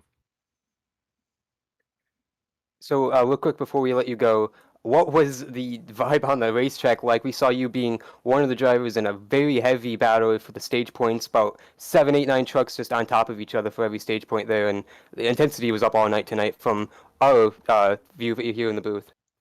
Yeah, that's coming to that stage. Like, I swear there were 3 or 4 times where we were wrecked, and it was me sliding out the corner or about to hit. I think it was Probst or Snyder, and then I think Tristan got on the back of me once because I had to check up off the corner, and it's just like you just hope the guy in front of you gets that little edge and clears the guy next to him, and then you can kind of keep going because at that point the top was delayed to pass. So I was stuck on the top, and it was working, but I was probably gonna get up to 4th or 5th. I don't remember where I finished, but my teammate Justin slid in front of me and checked me up, and I had to kind of fight my way back. And then I was honestly a little surprised to see it get spread out there at the end. I think I got stuck behind Alex entering the pits, and like I would have had a much more aggressive entry, but I didn't trust me throwing it in there than not running into him. So I backed it off, and I think that cost me a lot of time. And I beat him off the exit, but then he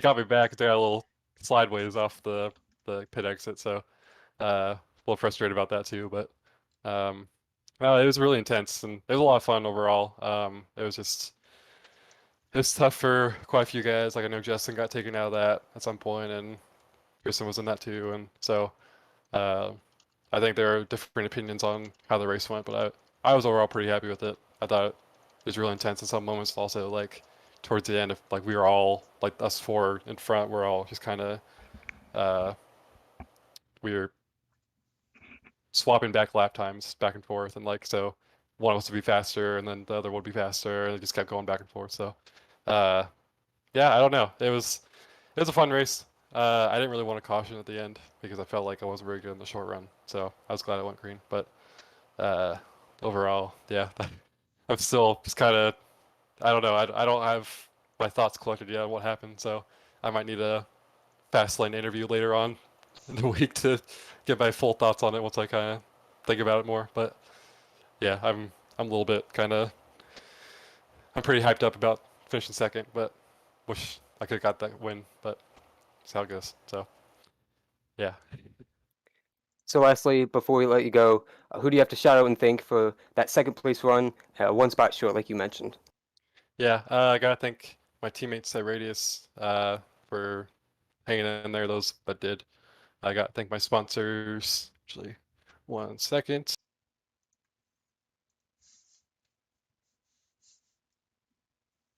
All right, I gotta thank my sponsors: Left Coast Revivals, In the Pits News, C2 Graphics, Growth Network, RPS Marketing, Milwaukee Massage Therapy, Jason TV. You guys for broadcasting. My friends and family for watching. And yeah, we'll see you in 2 weeks at the USA short track. That's a parking lot now, I think, in real life. Yeah, it is. Well, we'll talk to you there, Cameron. Good luck when we get to USA. Congrats on the run tonight. We'll see you there. Yep, thanks, guys. Now, I believe Dawson Allen is in victory lane with tonight's winner. I'm sure he's going to be ecstatic with this. It's gonna be a very interesting interview. Oh, no. I don't know if ecstatic is the word. He has been very apologetic. We'll see if he's available here. Maybe not. Yeah. He's locked in there with Michael. No, actually, he went back up to. Yeah, I don't So think we're going to actually, get a comment from him we're tonight. not going to get a comment from Parker tonight. But talking about it, yeah, that will be his 7th career win. It'll tie Kruger and Caldwell for wins. Actually, let's go ahead and we'll see if we can get a word in with the driver who wound up finishing 5th in tonight's race, that being Michael Kruger, if he was willing for a word. Looks like actually no, doesn't sound like he is interested in one either.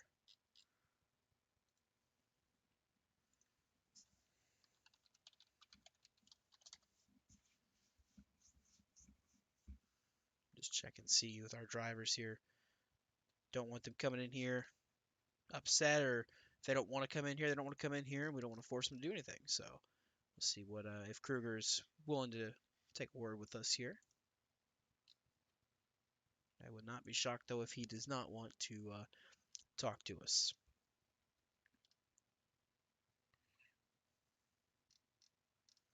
I think the emotions are definitely still running high for everybody from after how that ending played out. Absolutely.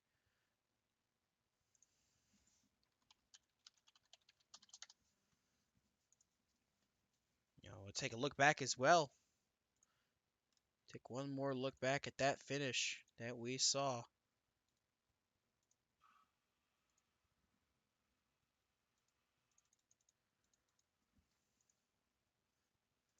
And it was side by side throughout the entirety of that end of that run here. When it came to 2 laps to go here between Parker and Kruger, fighting like crazy.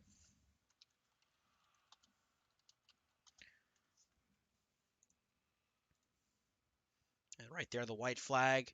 And Kerfan, too, he was in striking distance. He was right there with the leaders. He had a really good shot if he could have just gotten the run to work, but couldn't quite do it. You see there, Kruger cleared Parker for a second. Right there, they come together, both fighting for the same real estate, and it spins Kruger. And right there, Kruger hits Kerfan. That allowed Parker to scoot by, but it looks like Parker came down, Kruger came up at basically exactly the same time. Just a racing deal.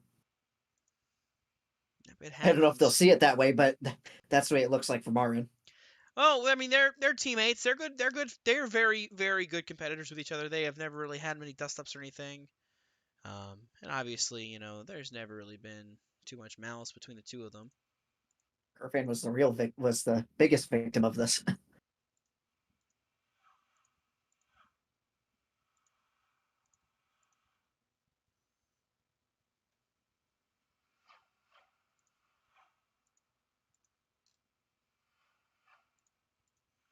Again, right here, the battle was to the line. You just see right there how close it gets. Caldwell just needed that little bit more to get it. The guy we really should get thoughts from is Subansky, who had the front row seat to it. know if that'll be a good decision with some feelings we've got here. But what about a ride with that 94 Daniel Saponsky on this final lap? Should be a view. Oh, absolutely. You'll see right there, contact gets made. And then right there, that was the moment that Kerfan's race ended.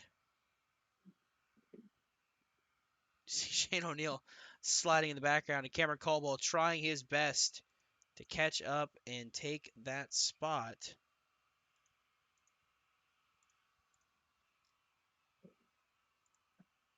Something else I'm going to look at too. I'm going to look and see after this wreck. You know, we focused on Kerfan, we focused on Parker. What about Kruger? How did Kruger manage to still score 5th? Well, right here, blown engine, and there goes Caldwell sliding in for 2nd. Here comes Bennett in the background as well as the 33. And you'll see right here, Bennett snatches that spot right there, and there goes the 33. And just like that, Kruger takes home 5th. See there, Fuller and Happy that close finish between the two of them as well. Well, Dawson, you mentioned the 33, and you brought him up a little bit earlier, making his series debut. I just checked with Nathan Lehman, and he will be willing to do an interview tonight after his debut performance. Well, then let's see if we can get him in here and talk to him about it.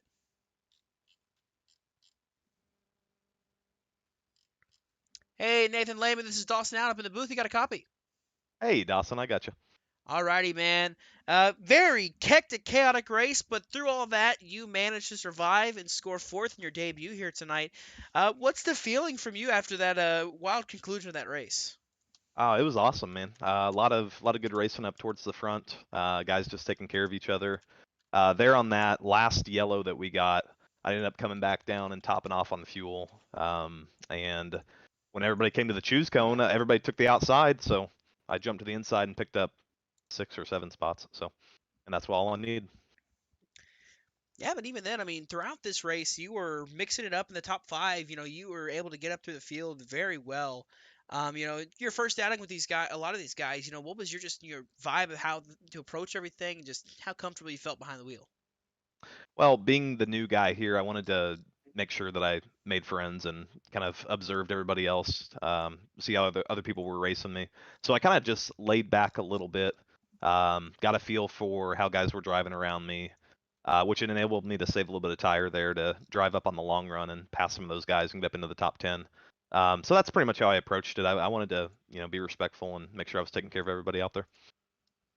And you did a good job of it, bringing that truck home in 4th at the end of it all. Who do you want to shout out? Teammates, sponsors. What got you here in your debut race?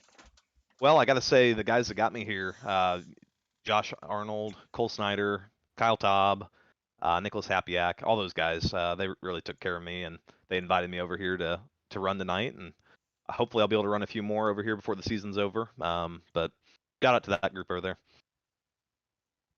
Alrighty, a 4th place run in his debut, a really good finish tonight. Congrats, Nathan. We do hope to see you back here throughout the rest of the season. Hey, appreciate it, man. Thank you. And so that was your 4th place finisher here tonight. Nathan Lehman, series debut, brings it home 4th. Well, Ben, we brought you back in here. We brought you in for this race, just see, maybe have another normal Charlotte race. But in the end, I think the title of this race lived up to it. It was indeed a blockbuster at the end of it there. Yeah, it definitely was a blockbuster finish, a very thrilling finish. Overall, far cleaner than that Daytona exhibition race I called a few months ago. But great quality racing. Couple of incidences that happened, some from netcode, but overall, it couldn't be not disappointed with the product. It was good racing for the lead all throughout from start to finish, and it all that energy and momentum built up for probably one of the most thrilling iRacing finishes I've seen ever.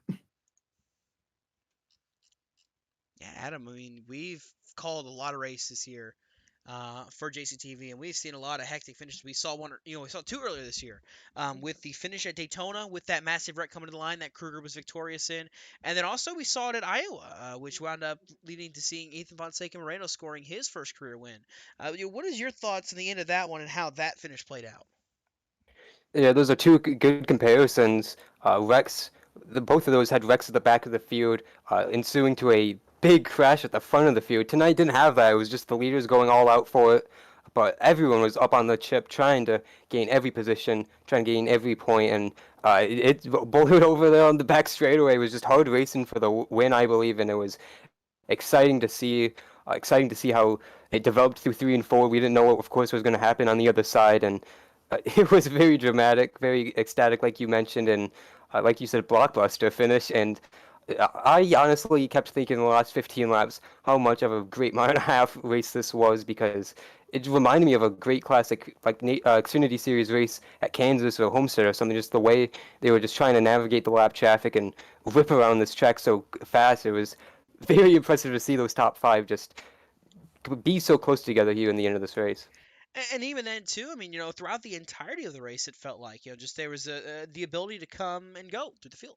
The drivers, if they would be battling with each other, that would allow trucks behind them to catch up and mix it up with the battle as well. We saw that coming to the end of the stage, where it went from being, just the top 3, then they'd start battling, and then you see 4th and 5th, and, all of a sudden we're back to 12 or 13 trucks all mixing it up for this position.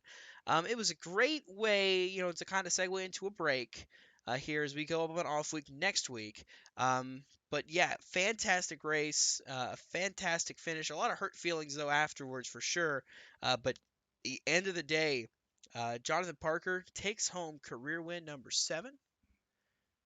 So with that, that does it from us here at Charlotte. Again, mentioning happy Father's Day to all the fathers out there. Not here without you.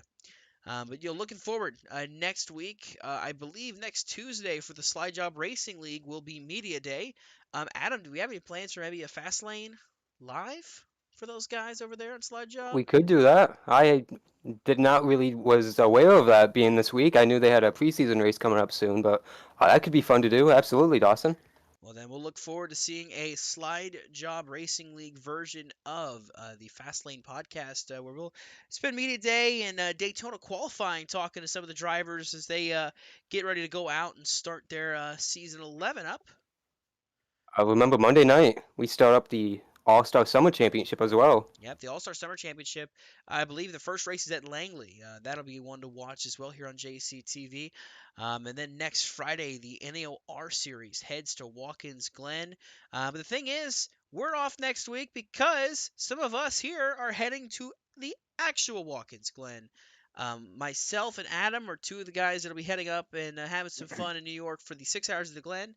So it should be a fun time. So we will not be racing here next Saturday night. After that week break, we head to USA for short track racing. And you just know, after that kind of finish and how everybody feels now, a short track race is just what the doctor ordered. So as we sign off from Charlotte for the Blockbuster 200, congratulations again to Jonathan Parker on scoring the victory. We want to thank everybody that's involved with making JCTV the way it is, from Cameron Caldwell to Josh Coppernold, Jonathan Canfield, everybody else that can help build up this broadcast and everything. They do a great job with it. And Adam Kuhn, of course, as always, fantastic here. And Ben Smith for joining us here tonight. It's a pleasure to broadcast with you guys and call you my colleagues. But that will do it for tonight. And the In the Pits News Truck Series takes a 1-week break. We'll be back in 2 weeks' time for USA. As for Ben Smith and for Adam Kuhn, this is Dawson Allen signing off, saying so long. Have a great rest of your night.